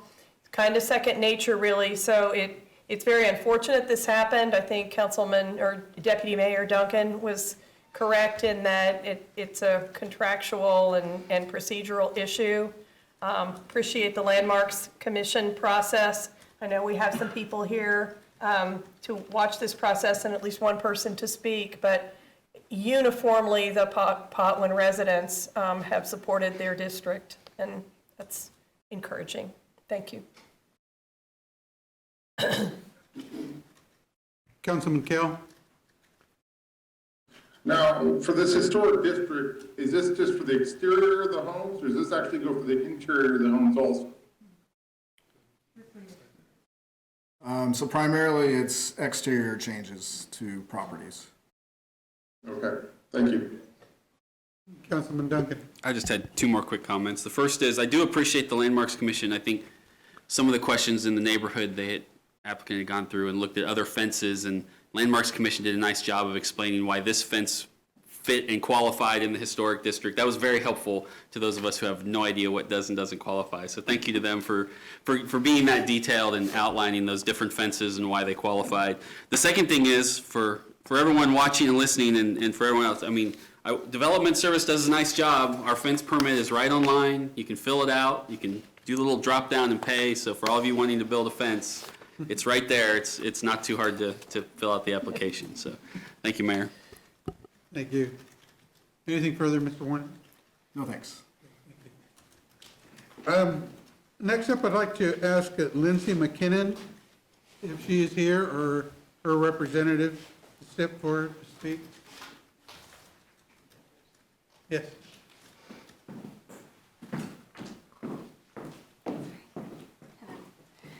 Hi, governing body. Thank you so much for hearing from me today. I am the owner of the house at 333 Greenwood. On March 1st of 2021, the house at 333 Greenwood was listed for sale. My husband and I had been searching for a home for well over a year, looking for something free of an HOA and HOA-like restrictions. As soon as the Greenwood house went on the market, being an antique mall owner, we own the Owl's Nest, and lovers of historic everything, we fell in love. We were assured we were allowed to opt out of the historical designation if need be. My husband's medically retired from the Marines and has mental health issues that were a concern when looking at moving into a home on such a busy corner. Planning to install a privacy fence was very helpful in feeling secure in our home, especially for him. Aside from his service dog, our dogs provide a significant amount of emotional support for him. And the smallest being just under 3 pounds, we needed to install a fence with no gaps and a bottom running board even to make sure that they did not get out. And now I've installed bricks even on the interior to protect them further. Before making an offer, we asked our realtor, the seller's realtor, and the sellers themselves if a privacy fence would be an issue in this house and on this corner. I was assured by the seller and their realtor that we would not have to worry about any restrictions. There's no HOA or anything that came up with the title company. I was told if the Historic Society doesn't approve of anything we want to change, then we just get taken off the registry and don't get any tax breaks, which was fine with us. Our offer was accepted and we closed on the home on March 31st of 2021. Mid-April, we met with Davis Fence Company for a quote. My husband and myself were both there for the bid and the measurements. I asked Davis Fence about restrictions that may apply, being in a historic neighborhood, and I was told Davis Fence installs in Potwin all the time, and the only regulations were the regular city code, such as the height of the fence at the corner, etc. This is by Davis Fence Company's person. I took his word for it, as Davis Fence is a well-known company in town. The fence was put up at the end of April, early May. We scheduled movers for the last week of May. On May 12th, I received a voicemail from Davis Fence Company stating the Historical Society is not happy at all about the fence, and they received a complaint that the fence is obtrusive and inappropriate due to its solid nature. Davis Fence said they did not know what the Design Review Committee even was, and stated that they had never had this issue before in Potwin. I can't truly describe how distraught we were after the phone call from Davis Fence. We had turned down many other homes because we couldn't have a privacy fence due to HOA, and we thought we had done our due diligence by asking and trusting all of the professionals that surrounded us in this situation. On May 14th, when I requested the permit from Davis Fence Company, for the paperwork only showed that they had applied but not waited for approval. So Davis Fence applied for the permit, not us. And we, as was expected, between us and Davis Fence. When they filed, they didn't wait for approval, and I asked her about it, and I was just met with evasive answers and brushing off.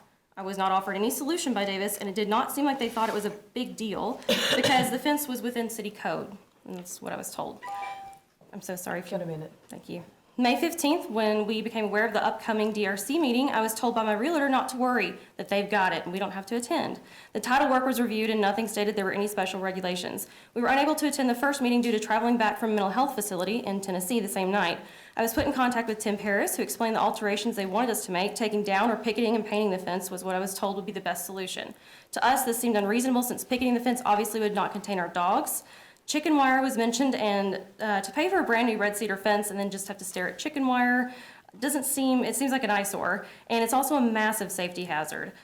People walk by our house constantly, and they all the time do stop with their dogs and let their dogs kind of bark at our dogs against the fence. Our dogs are so small, if their noses could touch, it's just a matter of time until one of them gets bit. I've actually had that happen before. We're not trying to circumvent any process. I would never try to circumvent a process. My husband and I absolutely love Potwin. We love the home that we're in. And being a part of the community and improving a Victorian home is my dream come true. We want to find a happy medium. Would you mind if I have some more time? 2 minutes? Yes, sir. Thank you. Move for 2 minutes, please. Motion second. Thank you so much. All in favor? Anyone opposed? There you go. 2 minutes. Thank you so much. I apologize, honestly, from the bottom of my heart about this situation. It broke my heart when I realized that Davis didn't do what they were supposed to do. We're heavily invested in Topeka and in the city itself. You know, our stores generate an average of 100,000 tax dollars every year. We took a blighted corner on 29th and in Adams, and we used no grants, no tax breaks to restore that corner. We did it all on our own. And in doing this, we dealt with many processes and permits, and I never tried to skirt the system and never would. All 3 of our stores were blighted spaces for years, and now they provide a storefront for over 400 small business owners. If my family's forced to remove our fence or picket it, our entire life will be uprooted. We cannot risk the emotional and mental well-being of my husband and the physical danger that it places our dogs in. Our only goal is to be cherished in the family of Potwin, and we want to bring joy and life to the neighborhood. We want to improve Potwin by being here, not hinder or damage it in any manner. Thank you all so much. Thank you for your comment. At this time, I believe we have two other persons that signed up to speak on this item. Ms. Helen Crowe?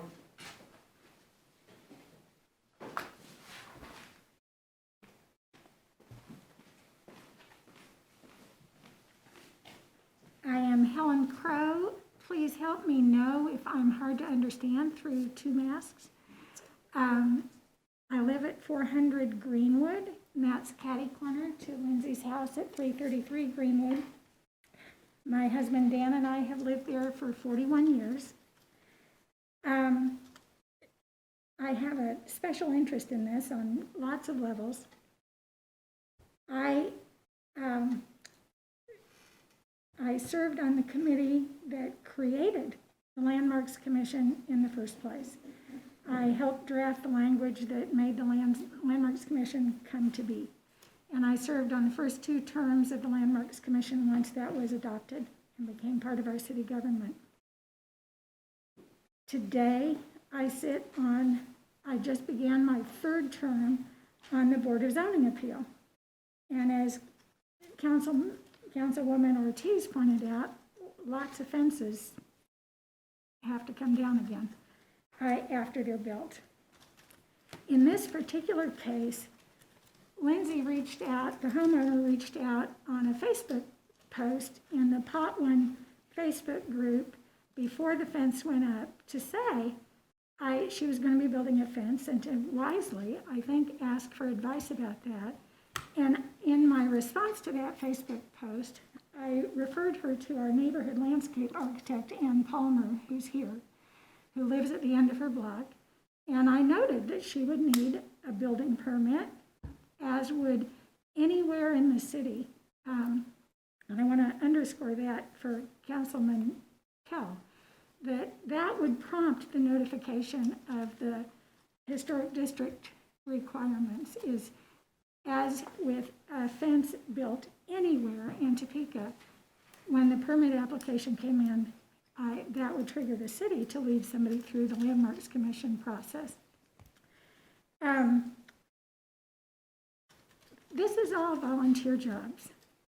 And volunteers, the Landmarks Commission, the Board of Zoning Appeal, these are volunteer jobs in civic-minded volunteerism. Potwin's position on the National Historic Register as a district is thanks to the hard work of neighborhood volunteers. It was a 39-page application with research on the history of each and every one of the 156 houses in Potwin to bring those requirements to Potwin. It was celebrated when we got those. This is my 49th year as a realtor in Topeka. I spend a lot of time talking about zoning restrictions. Older neighborhoods don't have the protections. May I beg for more time? Well, I guess I've got a minute still. Older neighborhoods don't have the restrictions that newer neighborhoods have to protect them. We had to retrofit, as did Westboro, and our tool for that was the Secretary of Interior's National Historic Register listing. We were thrilled to have it. When I saw the fence go up, I called the city. And as feeling like a mother of the Landmarks Commission, my first concern was, I knew it was an inappropriate fence. Did the Landmarks Commission inappropriately approve something? And what I learned was the application hadn't even been made. The application for the fence didn't go into the city until a week after the fence was built. And that was a slap in the face to me, because I knew I had alerted the homeowner that a permit would be needed and that the Landmarks Commission approval would be needed. So Lindsay and I have since made our peace. And now I will beg for more time. Would you like some more time? May I please have more time? A couple more minutes? Please. Okay. Any objection? Motion to approve? Anyone opposed? 2 more minutes. Lindsay and I have since made our peace, but my knee-jerk response was, wow, I told the homeowner, it was totally ignored. I see a fence that's inappropriate. My passion today and my request of all of you on the council is to honor the work of those volunteers. The Potwin neighborhood volunteers who submitted the application to the Secretary of Interior that brought us into our status as a historic district on the National Historic Register. The work of the volunteers with whom I serve to create the Landmarks Commission, the volunteers who serve on the Landmarks Commission today, who met twice to consider this fence and to spend time on it, and the city staff, who at this point has dozens and dozens and dozens of hours invested in an attempt to make an end run around our city code. Thank you. Thank you for your comments. I also have Lindsay Adams signed up to speak on this item. That is still me. Okay, But The other one. I'll refer to my attorney. okay.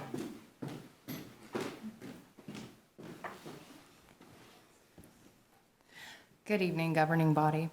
My name is Bridget Markey, and I'm here today as the Adams Legal Counsel to offer solutions that can relieve the Adams of this very stressful situation and protect the historical integrity of Potwin. Now, I understand there may be concerns about allowing this kind of deviation to exist in a historic district. I would like the City Council to know I contacted Katrina Ringler, who is the Preservation Office Supervisor for the Kansas Historical Society. She informed me that allowing this fence to stand would not strip Potwin of its historical district status, nor would it remove any of Potwin homeowners' tax credit eligibility that accompanies the historical district status. And these seem to be what are the major concerns surrounding the fence. This comes down to what the Adams knew or should have known at the time of installing the fence. The Adams were unaware of the process and restrictions placed upon their property. If they had been aware, the Adams would not have even purchased their home in Potwin. They've completed many projects within the city of Topeka and have never been met with these kinds of challenges. Unfortunately, they did not receive notice of these restrictions through their title work, consulting with professionals, or even the seller. The fatal piece in all of this is that they trusted a well-known fencing company to ensure their project was done according to any standards that may apply. However, because the fencing company failed to wait for a permit that they applied for, that would have put the company and then the Adams on notice for further approval. The Adams have been left in a bind because of this. They are not wishing to circumvent the process, as Lindsay pointed out. The Adams understand that a project cannot proceed until it is determined that there is no feasible or prudent alternative to it. However, due to the unique details of the Adams fence, the project has already been completed. We're beyond this process of consideration. The fence has been built. What has been proposed is not reasonable or feasible for the Adams, which is either rip the fence out entirely or replace it with a metal decorative fence. The fence maintains details that do minimize damage to the historic properties. For instance, they did make it out of wood, and it meets the national standards at 4 feet of height. The Secretary of the Interior standards for the treatment of historic properties provides solutions for what is to be done in case homes possess non-historic features. For fences, it is recommended that one should provide for landscape with plants and shrubbery to provide shade, privacy screening of non-historic features, and erosion control, especially if there are chain link fences and hurricane fences on a property. So it does contemplate that other kinds of fences may exist that are not historically appropriate. And you are to limit the height of a fence to 4 feet, which again is the height of the Adams' fence. One of the alternatives the Adams would like to present tonight is a historic, I'm sorry, may I have more time? You have a minute. Thank you. One of the alternatives the Adams would like to present tonight is a historically accurate privacy screen created by shrubbery and other landscaping. The style of their home has been historically recognized for their overwhelming excess, which includes gardens that contained a random assortment of trees and shrubs. Not only would it keep the fence from attracting the attention it was complained of attracting, but the home would also include historically accurate landscaping, helping it to further harmonize with other homes in the district. With this alternative, it will be shrouded from view. If this alternative is not accepted, the Adams propose creating a picketing appearance, but the boards cannot be more than 2 inches separated from each other to ensure the safety of their animals. We hope to come to a resolution that can satisfy everybody and still maintain the historical integrity of Potwin. Thank you so much for your time.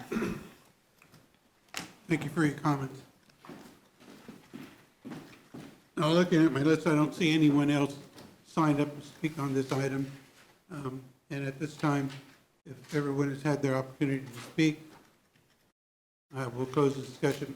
Councilwoman Valdivia.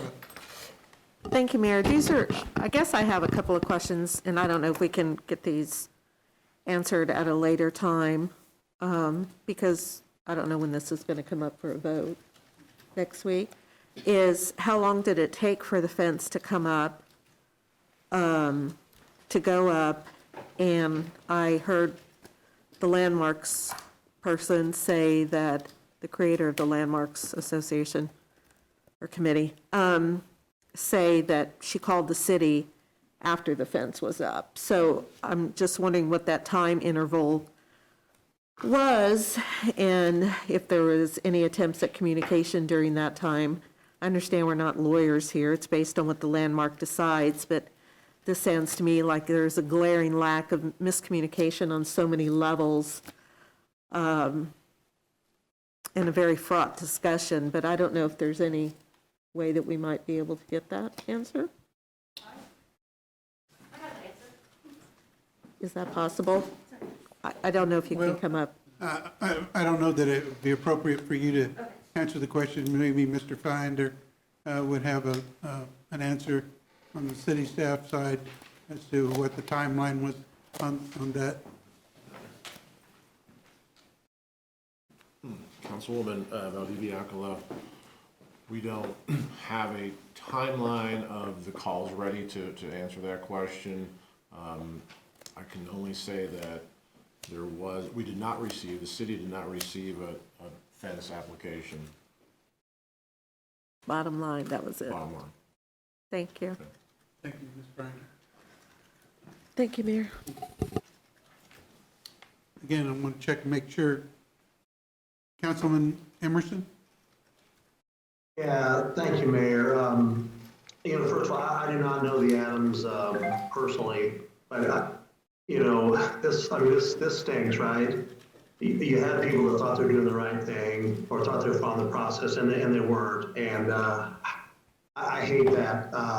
I will tell you, I have a great reputation, and as Ms. Adams said, they really cleaned up a couple horrific corners in Topeka, and I really appreciate that. All that said, I sure hope they realize that the matter before us, as Councilman Duncan said, is really not, who didn't do this right, or if the fence people were supposed to get it, or what, as Councilman Duncan said, that's really a contractual dispute between those two as I see it. Our decision is simply to say whether or not it complies, and I guess that would be my opinion, unless the city attorney gives us different parameters to consider. But I hate this because these seem like fantastic people, and that's a fantastic neighborhood filled with great people. So I sure hope, no matter the outcome, I sure hope that they all continue to be great neighbors to one another, and I'm really sorry that this happened. Thank you, Councilman. Further comment? Seeing none, Councilman Kell. Thank you, Mayor. So have all, in essence, negotiations stopped, or is there any, in essence, I know the Adams representative sat there and said there might be the option of a picket fence with a smaller gap. Has all that been worked out to maybe, do they need to go back to the table before they come back to us? And maybe give them a little bit more time to work this out in any other way besides saying A or B on this situation? Because if the picketed fence will work to both sides, to that gap specification that the attorney said, is this something that, do we need to send them back to the table before we make a decision on the next meeting? Mr. Warner, would you have a response? So any design change or any new design will have to go back through the Landmarks Commission for review. I will point out the two options that were presented in the report were the two that we've determined that meet the Secretary of Interior standards. But any change, removing pickets and that kind of thing, has to go back to the Landmarks Commission for review. So is this something that then could be reviewed before we make an order to have them remove the fence and in essence start over this whole process all over again for them? I'm just trying to find that happy medium, if there is one, to have the city do what's right for both sides on this situation. Because if that is an option, I'd like to see that worked out first before we order someone to tear down something that could be fixed very easily in another way. Councilman Duncan, before you. Yeah, I don't know if this is for legal or for the city manager or for staff. Could you just walk us through, this is before us and there's a process. So this is the appeal. We have to take some action.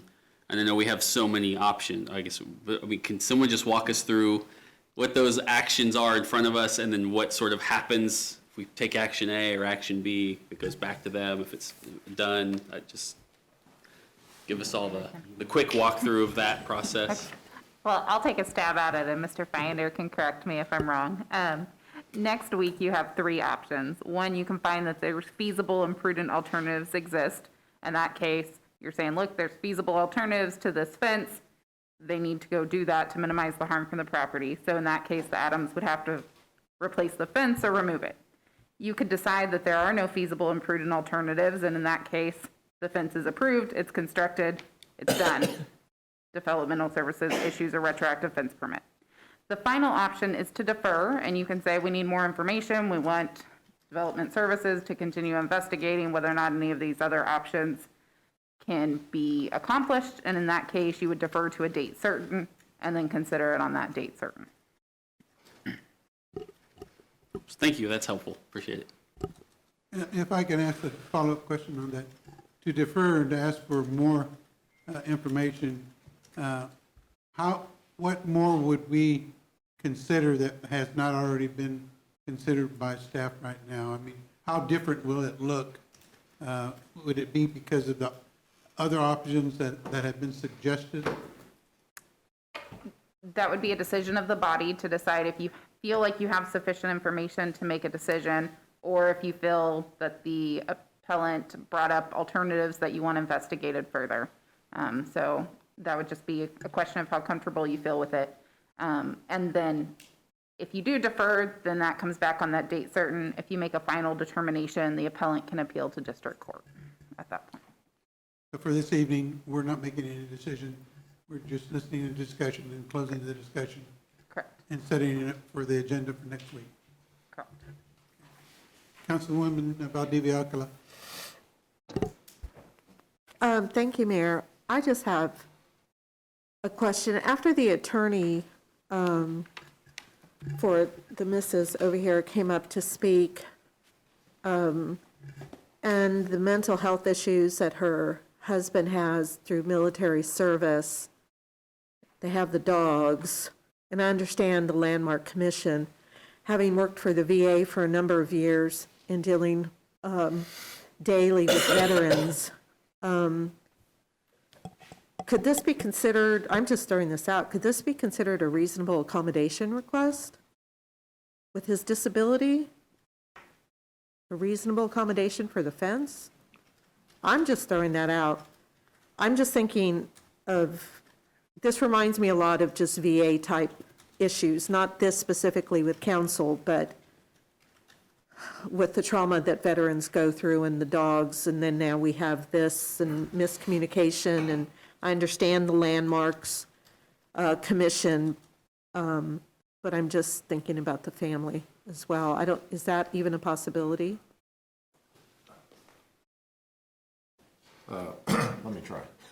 I don't know, but I could say one accommodation that has already been approved is the fence has, outside of the front yard, the fence has been approved. So they have a privacy fence from the front of the house back. That could still be the enclosure for animals. And Just not the fence in the front yard. Got it. If that makes sense. Thank you for that clarification, Director. Thank you, Mayor. Further questions, further discussion? Seeing none, we'll close this discussion on this item and move on to item 7B. B is discussion related to amending Topeka Municipal Code Title 18, Comprehensive Plan Sign Subdivision Zoning regarding downtown zoning related text amendments.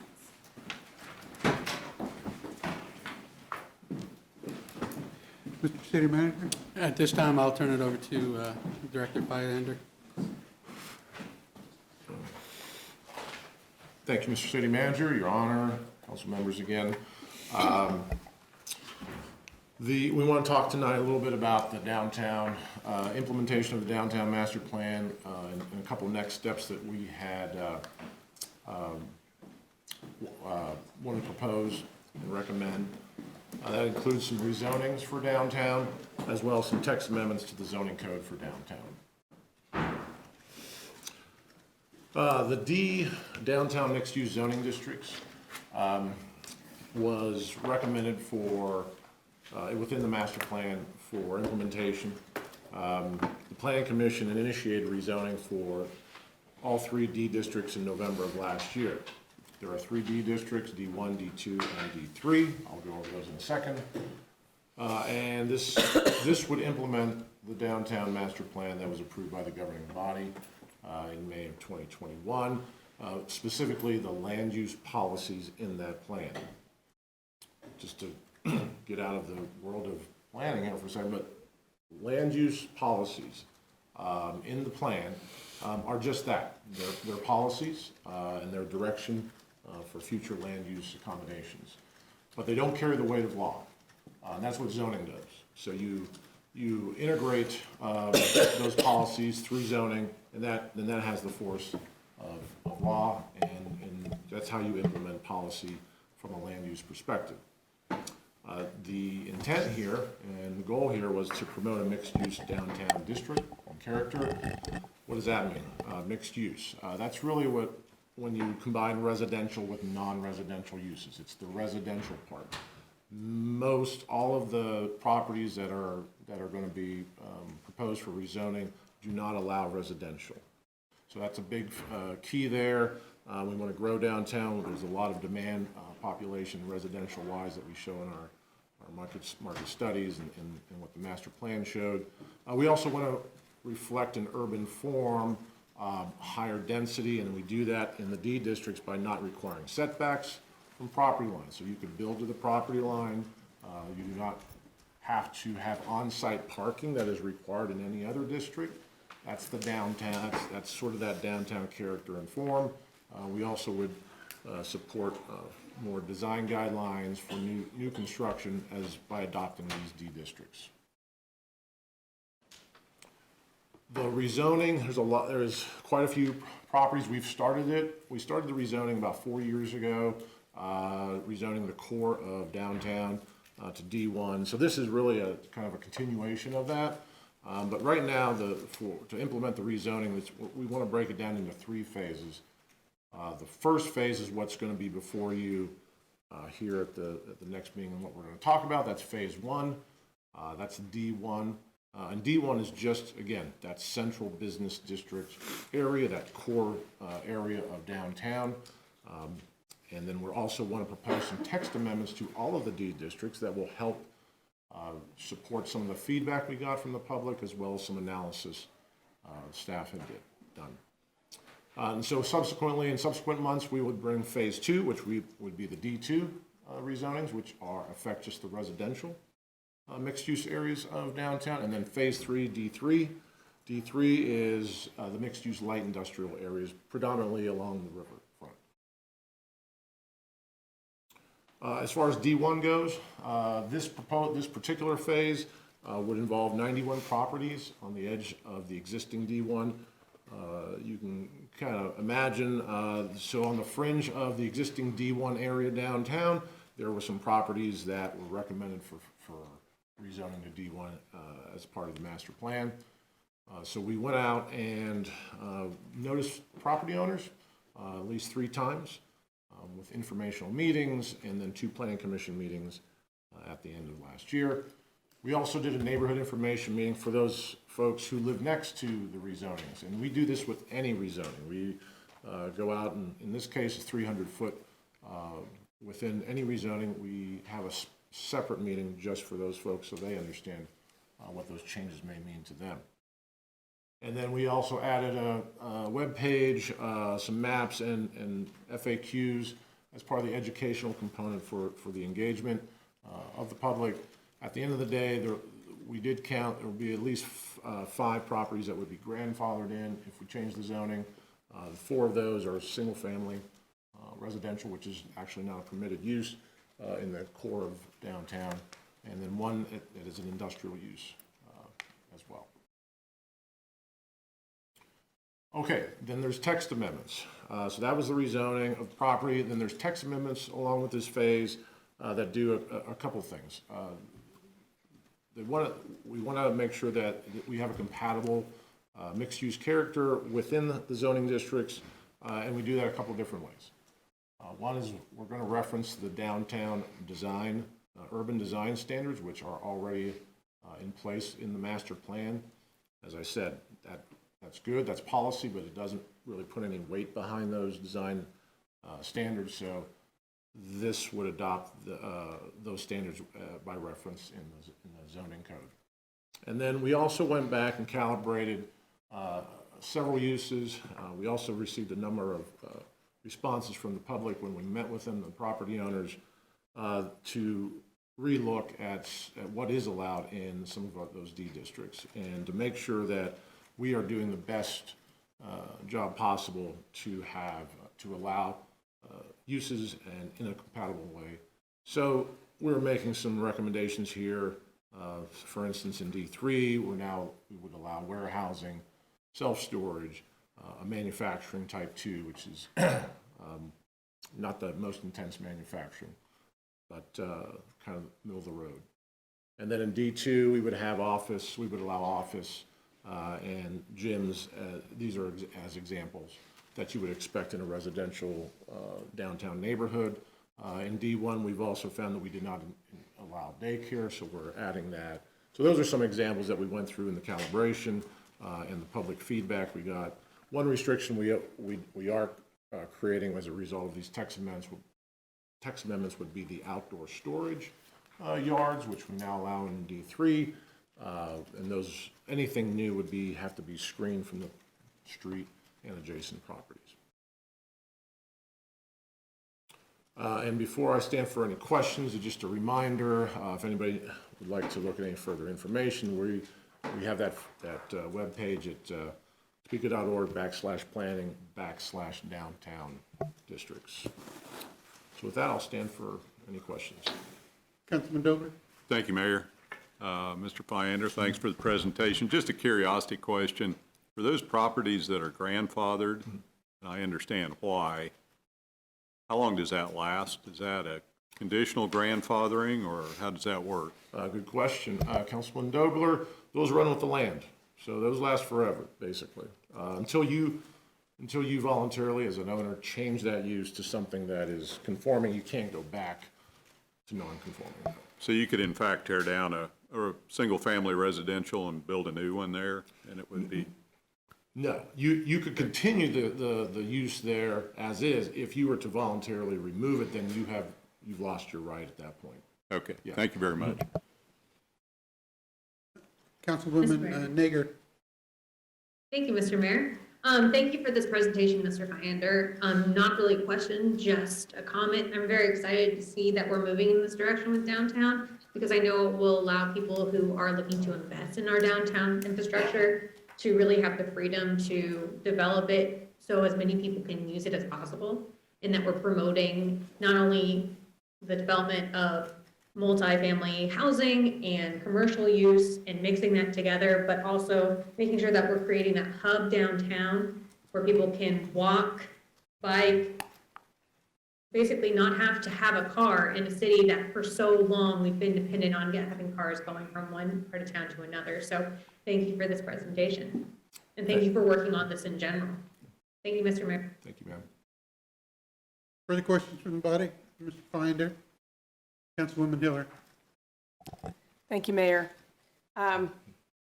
Been in touch with Bill and his staff some. Once again, I represent this too. And it's a little overwhelming, frankly, to see that map that we all just looked at and see the D1 and D2 and D3 and try and figure out what's happening and where you fit. It was a little disconcerting. You chose to do it in 3 sections, but that meant that people only got a postcard that said, oh, hey, by the way, we're going to change your zoning if you want to get on a Zoom meeting. That's how it started. But they were separated at first too. And so you all know how much I worried about that. And, you know, we didn't ever have a meeting up front to just get everybody together and say, this is what we're doing. And we're also going through Polk Quincy Viaduct buyouts and changes at the same time. So it's an important time. I've said to you all before, and anybody who would listen, I think you did the best job I've ever seen done on the planning process and the plan for the downtown plan. And maybe it's just as good a time to do this D1 change right now while everything else is going on and get it over with. I get that. If you could please talk to us then, now that you've been through this series of hearings, you know, one of the things you can get automatically or just from certain folks is, yeah, well, they're going to do it to us anyway, and so whatever, and maybe they're trying to run us out. Could you address those kinds of things that happen and what feedback you're really getting from those businesses and whether you think that what you've got now and the amendments you're proposing are really going to settle it? Sure, I'll try. Councilwoman Hiller, a good reason why we did break this up, because it was overwhelming to bring this as a package, because each one of those D1, D2, D3 areas really have unique issues. That's what, and I think when we began to mix those and overlap, there was some confusion, to say the least. And so we stepped back. Thank you for your advice on that, and tried to do the best we could. But the bottom line is, and with this particular phase 1, with D1, we did have one property owner step up and say, hey, in fact, they had 2 properties in the area, and they said, hey, I think we're more D3 than D1 on one of those, and we agreed. And so we carved it out, and we'll bring it back with D3. And when we get to phase, we didn't have any comment on phase 2, D2. When we got to D3, and when we get to D3, we did have a lot of comment on those meetings. That's mostly the Riverfront folks who are going through a lot of process now with Paul Quincy, as you know. Certainly didn't want to get in the way of that or confuse it anymore. But we did listen. We did have a lot of comments that come back and say, hey, can you take a look at D3? And because I'm not sure it allows some of the stuff that we're already doing down here that seems like it can be compatible. You know, when the D districts were formed 16 years ago, they were done in a way that was less integrated than probably what we are comfortable with today. Right. Today, we have residential down on the river. And we have some opportunity to repurpose some stuff. We have no intent to use these to move anybody out. We like that. In fact, that says that in the plan. We like an eclectic kind of that industrial residential. That's actually important. So I think naturally we just want to open up, and I think 95% of the changes in the use matrix open up the ability to do more uses. It doesn't close it. I showed you that one that we do have a more restriction on for yards. So I think that's the way we try to address it is let's open this up a little more. Let's and give people more options. Now, when we get to D3, there are some I2 that we're changing. And so we can have that discussion and we'll have 2 more meetings before we come to you for that with the property owners. So we'll have 2 more notices. So that's really what, in that case, that's really what we do restrict, is we didn't want to allow the most intensive industrial, but we wanted to allow kind of a mid-range industrial. So that's, but we aren't there yet in terms of, well, what would we make non-conforming, what would we make conforming? And we'll bring that back to you, and we'll bring that back to the neighbors when we do the follow-up with D3 and Phase 3 in a couple months. So is there a chance that certain kinds of businesses would get pushed out? Or is there a goal to keep everybody there? No, there is no intent for, to push anybody out. Like I said, there's probably, there is one particular use that is not even in active anymore. As you know, there's a foundry down there. But we've opened it up with these changes. If you adopt these changes in a couple weeks, it will open up the D3 to allow, I think, everything that's going on down there right now. But I don't want to hold me to that until we do that analysis. We'd have to come back with that and let you know. And if I may, one last question. Mm-hmm. With all the outreach and so on, do you feel like you've reached everybody by now? Pretty much? I do. Dan has led a really good process here of at least tagging people, getting them at least to know that this is coming. And now is the time to give us that feedback. We did put up, some of that we heard, made us take a pause and say, okay, let's just do the Phase 1 first, and then Phase 2, and I think the D3, the Phase 3 will be the one where I think that's where we still need to reassure some folks and answer and make sure they have their questions answered, from grandfather, if there is any grandfathering, to any new uses that might be allowed. Thank you. I appreciate that. I just wanted to draw you out in terms of for everybody's benefit and the public watching as well, in terms of just how far it's gone. Thank you. Thank you, Mayor. Thank you, Bill. Anyone else have some questions while Bill is there? Okay. Bill, I want to compliment you too on the presentation. I do feel encouraged by your work down there. I like the term that you used about opening it up. I think that encourages growth and encourages others to look there. So I like that that view that you're taking of what you're trying to accomplish down there. So thank you for your work. Thank you. Okay, we'll move on to non-action item 7C, if the clerk would read. Bill, I don't know if they need you back there or not. Yeah. Okay, yeah, he presented for both. Okay, all right. Okay, just want to make sure. Okay, I take care of our non-action items and we move to public comment. We have three people signed up for public comment. Mr. John Rush, is he in the audience? Okay. Mr. Joseph Ledbetter. You left. And Mr. Jacob Farr. Mr. Farr. I want to take a moment to kind of tell you who I am and why I'm here. First of all, my name is Jacob Farr. I'm a state lobbyist for Kansas Small Business Advocacy. Basically, what I do is I go around the state and I talk to small businesses and I bring their concerns to the State House. I've also taken a great pleasure, since I've been involved in small business for about 6 years locally, in a multitude of different ways, to talk to local businesses, specifically Topeka, and even more so small businesses. I want to kind of bring some of their concerns to you. As we all know, you guys serve on this council, the problems get fixed here. I mean, this is kind of where it's supposed to. Before I do that, there is one thing I would like to say. I live in District 5. Many people feel like our representation has been forgotten. Mr. Kale, thank you for changing my mind this evening.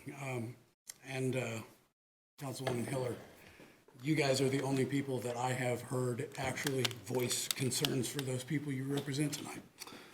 repeatedly, as well as Ms. Ortiz. Thank you for that. Why I'm here tonight is the number one thing that I keep hearing from the people that I lobby for locally is employee retention. It is too easy for employees to sit home and collect a check than it is for them to go get a job, and that scares me. Many people know that there are times that right now with COVID, relief funds and things like that have been put in place. It's doing more harm than good. Employees are moving to new states. It's simply easier for them to find a job in another state. Long-time dedicated employees of these companies that I'm speaking with, Hoyt's Truck, Kansas Ag employment people like Capstan Ag Systems. They're not small, but they're local. They are moving. They're uprooting their families and they're moving 20, 30, 40, 50, even hundreds of miles away because these companies cannot afford to retain good employees because of the decisions that are being made on the floor here. It is imperative that we stop using misinformative wordplay such as a mandate, and it is imperative that we stop the spread of misinformation, especially when it comes to COVID-19. There are things that are happening that are denying people access to meetings, hearings, public buildings. The public library has a mask mandate, and a lot of people see that as law. It is not law. There is no more freedom of choice. There is no more freedom of information. And in a day and age when everyone has a computer in their hand, it is shameful that people are not more informed on the fact that a mandate is a public health resolution. It's something that's created to try and solve a problem. It's being used in a greedy, personal gain fashion, and it's hurting everybody. What we do here ripples throughout the entire state. We are the capital city. It is imperative that we make decisions here that our other cities around us will see as a positive motion in the right direction. I myself cannot find an employee to hire for my company. I also have a full-time job that I work on top of that just to sustain myself. It is imperative, and I implore you guys to try and take a step back and think about the fact that what we do here matters statewide, not just here. Other cities look at us and they make decisions based on the things they see here, as well as the fact that it could be said that no matter what, we could always do better. And as somebody that's coming to you after I've talked to these employers, that is their main concern, is employee retention, keeping employees that have a long, good standing history with companies. And small businesses are dying because of the decisions that are being made on a local level, and we need to change that. And that is basically all I've come here to say. So thank you for the time. Thank you for your comments. Absolutely. Okay, seeing no one else signed up for public comment, we'll move on to the announcements. City And Clerk? there's no meeting next week, so we have no agenda. Sure.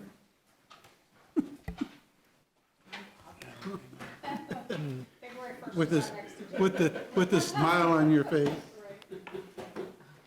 Mr. City Manager? Nothing, sir. Mr. Duncan? Thank you, Mayor. Just a few quick things. First of all, thank you to my colleagues. I guess I'm the deputy mayor now. I do appreciate that. I got to go home and tell the wife, but outside of that, it should be all fine. I know she'll be supportive, so I just want to thank everybody for that, and I will do my best in that role. The second thing is, as I sent an email to legal, as you know, the state is doing redistricting. I don't know if everyone is aware, we have to do redistricting too on some level, and so I did ask staff, and I know they'll do it here in the next month or so, to give us a presentation on what the heck that means, what that's going to look like, and what our responsibility is in part of that process. So if you thought we weren't going to have to deal with that, too bad, here we go. So we do have to do some city redistricting, or at least take a look at it. Third thing is, I believe tonight was this afternoon was the last public meeting that Topeka Metro was holding as they take a look at altering and probably scaling back some routes. And as I've watched that process and listened to those comments and heard from citizens in my district and other places, it's occurred to me that, I don't think we forget this, but they are a taxing authority. Now, their taxing authority goes through us, but in the 2 years I've been on this council, outside of when they came to us to talk about a mask issue on buses and a few issues, we haven't really gotten any sort of presentation from them about what's going on over there, an opportunity for us to ask questions and sort of dig into some of these issues. So I would like for us to extend a request to them to show up and please give us one of those presentations, possibly in February. I don't know what our agendas look like, because I think it's important, A, just to get that update. Just it's good for us to know in general, but also since they are a taxing authority, and also since they are looking like they're going to make some pretty significant changes, and I think it'd be good for them to lay those out in front of us. So I will make that request this evening that we could extend an invitation and see if we can't find some room for them in the next month or so to come talk to us. So thank you very much, Mayor. Thank you. Mr. Lesser? Thank you, Mr. Mayor. Always enjoy public comment. Sometimes I do always wonder when I don't know what the hell somebody's talking about, but I think we as a body have done a pretty good job of trying to keep small business open here in the city of Topeka with the money that we've set aside and worked with partnership and the public-private partnership that we did with that, and not exactly sure what in regards to mask mandates, we don't have that power here at either at the city level, at the state level, or at the county level. But irregardless, I don't believe in telling other people what they should do. I do believe that you need to wear a mask right now. Counted today, I've lost 14 friends from COVID. 14 friends, not 14 acquaintances, 14 friends. And I have 2 on a ventilator right now, and I just got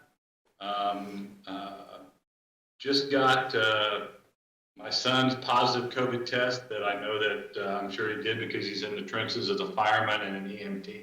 So to tell me that we're trying to hurt small business here at this council and we're not doing everything we can do to make it easier on small businesses, and as a city council, as a partner, as a GTP partnership, as this parking ordinance even goes into play a little bit, that quite frankly offends me. So that's all. I generally don't respond, as you know, to that, but I do sometimes get tired of a lot of talk about nothing. So I'll let it end at that.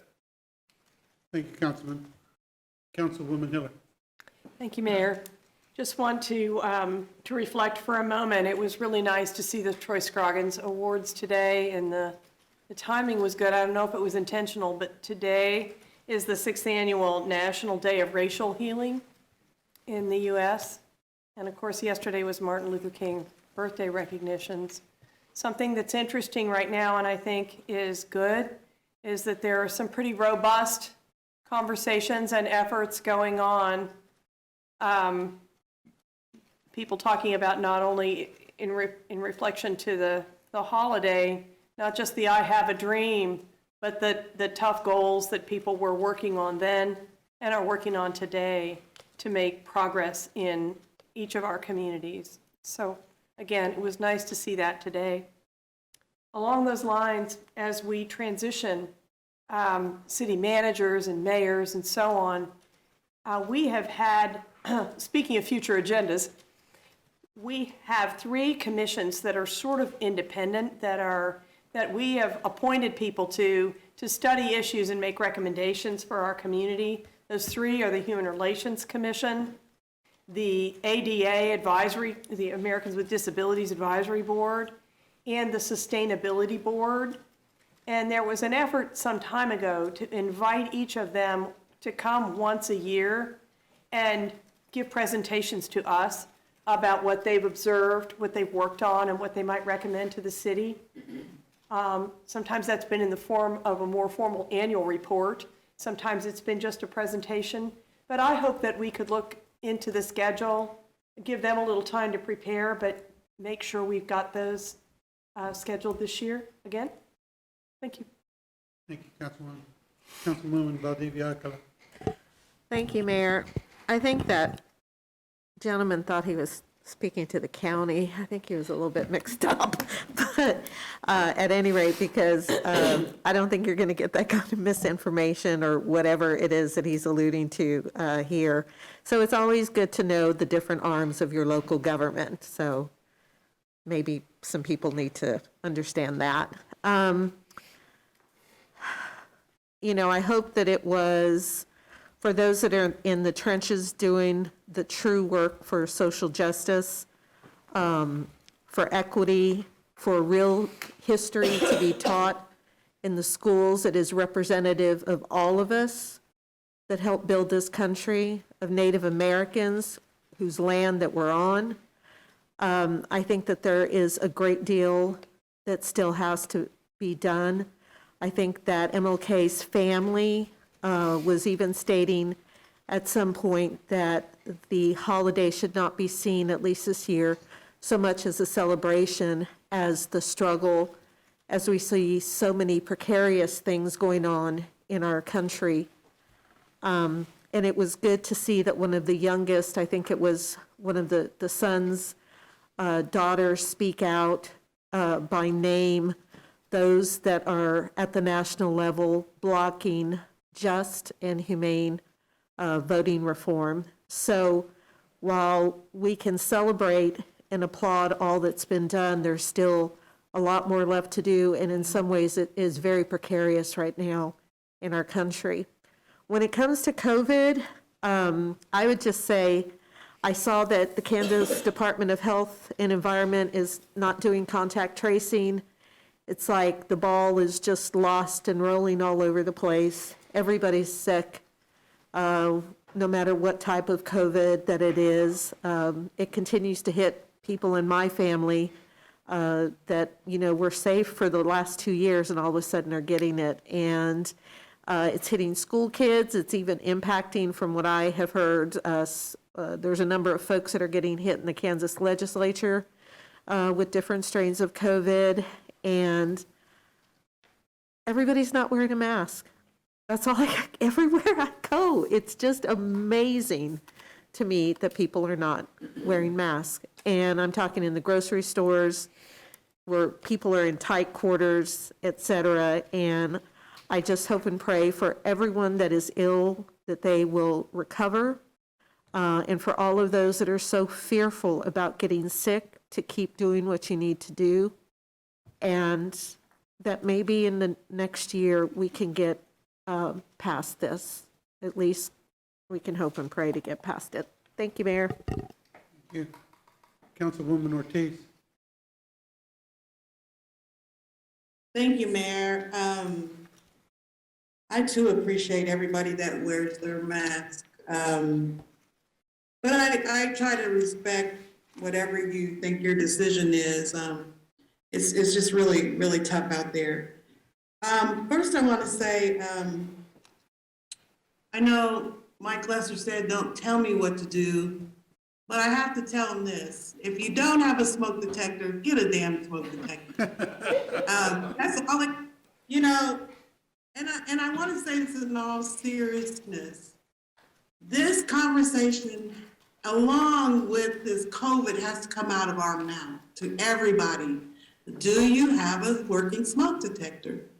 I want to thank the two people that are near and dear to me on the council, and one of our admin. I'm not going to embarrass you like I did the deputy mayor. That was a different situation there.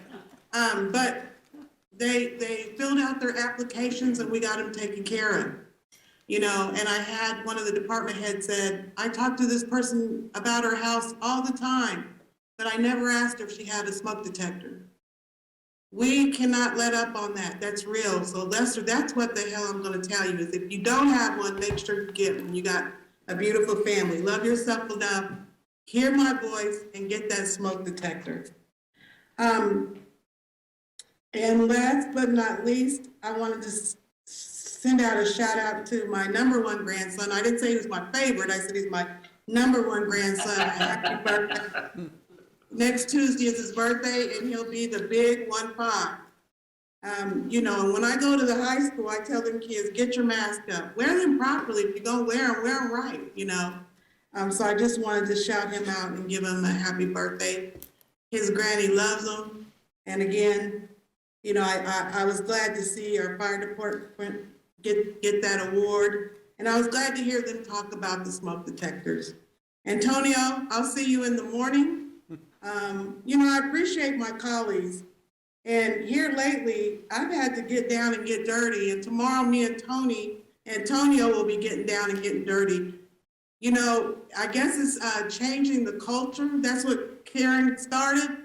And they want to cite somebody, a 93-year-old man that can't get 9 tires out of his yard. I'll let Tony fight about that. So we're going to go get him moved in the morning. So we're changing the culture here because I have been last week on 2 properties helping them. One was in your area, Karen. We loaded up 8 bags of trash from a squatter, a homeless person and a squatter. And this landlord was getting cited for it. So anyway, I've been really upset about this property. And then I got to looking at the address. I said, shit, this is Tony's address. So I called him and said, you got to be a part of this solution. I'm fretting over here. It's not even in my district, but I do thank my colleagues for taking that extra step, for caring. And let's change the culture, Tony, and get her done. I'll see you at 9 in the morning. Thank you, Mr. Mayor. Councilman Emerson, hard act to follow, but go ahead. Thank you, Mayor. I'm not even going to try, but actually, she stole a little of my thunder. I was, first of all, before I go into that, let me just say our public works, I think, has been kicking butt with snow removal. It's nice to see those plows out. I think I've seen more plows in these last couple of events than I've ever seen before, and it was great. They've done a great job. Now on to the topic of me and Ms. Ortiz meeting tomorrow. And the guy that came up as maybe as misguided as he was, some of his comments, one thing he said is true, is that Ms. Ortiz does care for people, not just in her district, as I found out recently, but she's been working 2 or 3 weeks on something she found out was in my district. So first of all, just so everyone knows, I'm never, ever going to turn down one of you coming into my district and helping a constituent. I am fine with that. But I did want to point out, I'll tell you, there's probably a reason that Sylvia has been reelected so many times. It's because she does care. And in this case, she was offering to go over and do something herself. She just didn't have a truck that could contain this certain thing. But I know sometimes it's maybe dangerous to say you're doing stuff like this, lest everyone expect you to do it. But I will tell you, she actually offered to buy a person who couldn't afford it a new driveway tube in her area. So, Ms. Ortiz, you're a class act. I will never say that again, but you're a class act. That's all. Thank you. Councilman Kell. Well, I'd like to start off with the reason I'm not there tonight is because COVID has actually hit my household. So the great thing about our technology nowadays is we can do meetings like this. I'm able to work from home during this, and it's a great inconvenience to do it this way, but at least we can still get things done. Next up is we got the Topeka Invitation, and we got to make sure we're getting out there supporting our youth of Topeka. A lot of these games are shown online, so even if you don't want to get out in the crowd, you can watch these games and still support the youth of Topeka and this great tournament we have here in Topeka. More into the sports, we have the Topeka Tropics are starting their things off with the indoor football team, and they have their first open workout for fans to come watch this Friday night at the Expo Center, or the Stormont Vale Event Center. And last but not least, as Ms. Ortiz pointed out, our birthday, it's my oldest's birthday, will be turning 18 in about 10 days. And she was also honored as the Scholar Athlete of the Week with WAW a couple weeks ago, so it's been a good month for her.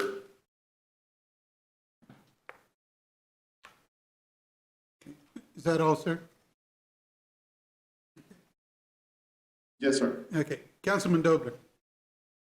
Hey. Oh, I'm sorry. I did that on purpose. Councilwoman Nager. Well, Mr. Mayor, we have quite a beef brewing this 2022 term. I wanted to go ahead and just remind everybody, yesterday was Martin Luther King Jr. Day. And while we call it Martin Luther King Jr. Day, we are celebrating the work of so many more people than just him. He was obviously a huge and unforgettable leader, but the work that was done at that time was done by a huge group of people, and it continues to this day. I am very grateful for the Human Relations Commission for recognizing Dean Pratt and the Omni Circle. They do great work in the community, and I challenge them to continue to do that work well, and for us to all take that lead and to continue the work in the ways that we can. Educating ourselves, caring about each other, showing that empathy, and making this a more equitable and compassionate place to live in Topeka, Kansas. I also wanted to go ahead and put my sign back up for Sylvia. Services.topeka.org. This is how you can apply for a smoke alarm. And we're gonna go on a little tour because Sylvia, I'm one of the people they came out to. I have 3 new smoke alarms. They are all brand new. My old one was from the people who lived here for 30 or 40 years before me, and it was just upstairs. And so I learned all about not only keeping my house a safer place for me and for my neighbors who are not too far away from me, but also we talked about CO2 detectors, and I got the opportunity to catch up with the crew from Station 7 who had that hard task of attending to that fire last week. I am incredibly grateful for the work that our entire department does, but that particular station has really been through it lately. I'm really appreciative for the camaraderie that they have within their Station 7 family and for the emotional support that they have been receiving. They also wanted to make sure that I shared that Topeka has done something really different. We are the first major city with a fire department to have 2 thermal energy cameras on the rig. And they came in and they are huge. And you can go ahead and just point that thing anywhere, and they are able to go ahead and see that difference in heat to better find people, to go ahead and save them, and better do their jobs in a safer manner. And so it is great to see that not only do they have 2 of these on each of the rigs, but the investigators have these thermal cameras, the chiefs have these thermal cameras. We are pushing our standards and making those higher and higher so we can better serve our community. And I was just really appreciative that they brought that to me because as a dentist, that's not something I work with on a regular basis, but I know how important it is to have the right technology. They are saving lives with that technology. So I just am extremely, extremely grateful for our Topeka Fire Department. Thank you, Mr. Mayor. Thank you. Councilman Dover. Thank you, Mayor. 2 quick things. Number 1, congrats to the new deputy mayor. It was a hard-fought race. You did well. Don't let it go to your head. The other thing, following on a comment of yours, I had the pleasure, I guess, 10 years ago of sitting on the redistricting commission for the city of Topeka. It was fascinating. So I believe the way it works is we all get to appoint somebody from our district, and I would encourage anybody that gets that opportunity to take it. It's a great way to see how government works at that level. Thank you. Thank you. I'd like to close with some comments myself.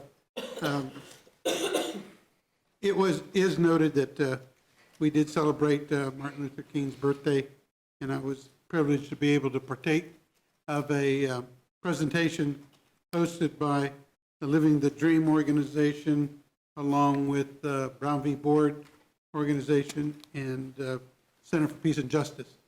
And kind of following along the lines of what Councilwoman Nager said, it was noted and commented that while we celebrate Dr. King's efforts, one of the things that is just amazing to me, the way the presentation went, they showed all the crowds for the marches and the meetings, is the charisma that Dr. King had to bring thousands and thousands and thousands of people to his message and to share it with them, and that they then became his advocates and disciples, as it were, for peaceful relations amongst all.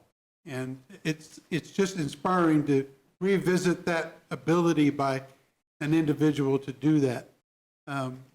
So all of us have that opportunity to speak and advocate for things, and you will find that support will be drawn to you and give you the validation of your efforts. So I know that Councilwoman Hiller has been working long and hard with that topic.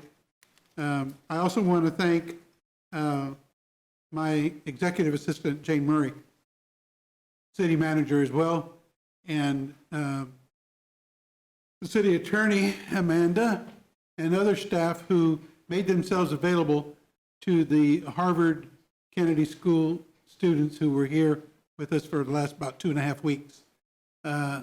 You all stepped up. Councilwoman Hiller and Valdivia Acala also took some time to visit with them. And today we had a debriefing, and they presented some significant paper on the work that the councilwomen are doing with regarding changing the culture of code enforcement and on the community risk reduction efforts by the fire department. I think those reports will help us revisit a lot of the things that we're doing and validate what we're doing, and hopefully give us more tools to complete the work that we're all involved in. So I appreciate the time that they spent here, but that was some work with staff trying to put an agenda together very quickly and adjust it. So I thank them for those efforts. The one thing I want to add before we leave tonight is that I appreciate all the comments that were made on the variety of topics that we had this evening, and the indulgence of my body, this body, and the attendants to let us work through these issues, even though I'm still getting used to the sequence of things and the way things get run on a smooth basis. It will come, believe me, but I feel more and more comfortable with the help of our city attorney and the city manager guiding me in that way. So I don't want to be remiss and not recognize their efforts to help this body move forward. Right now, I think that'll be the end of our announcements. Executive session. I was getting to that, thank you. And we'll move, and there is a need for an executive session this evening, and I'll ask the city attorney to read, please. The motion would be to recess into executive session not to exceed 20 minutes to discuss matters related to an individual employee pursuant to KSA 75-4319B1. The open meeting will resume in the city council chambers. The following staff may be needed to assist the governing body in its deliberations: interim city manager Cochran and any other staff he deems necessary. Entertain a motion to adjourn into executive session. Have a motion. Second? Okay, second by Ortiz. Thank you. Okay. All those in favor, say aye. Aye. Any opposed? Okay, we will adjourn to executive session. We'll take a 10-minute break and then start our executive session. Thank you.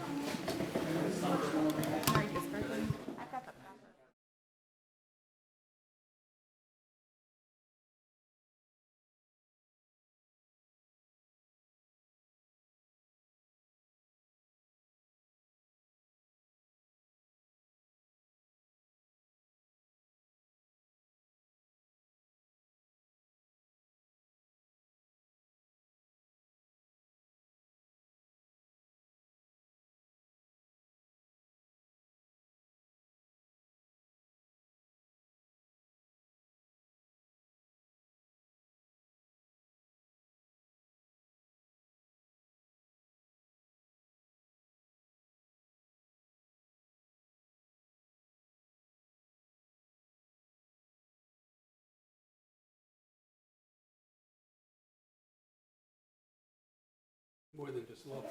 Okay. Okay, are we live? Yes. Okay, we have completed our executive session, and no action has been taken. There's no further issues to come before this body. I declare this meeting adjourned. Good job.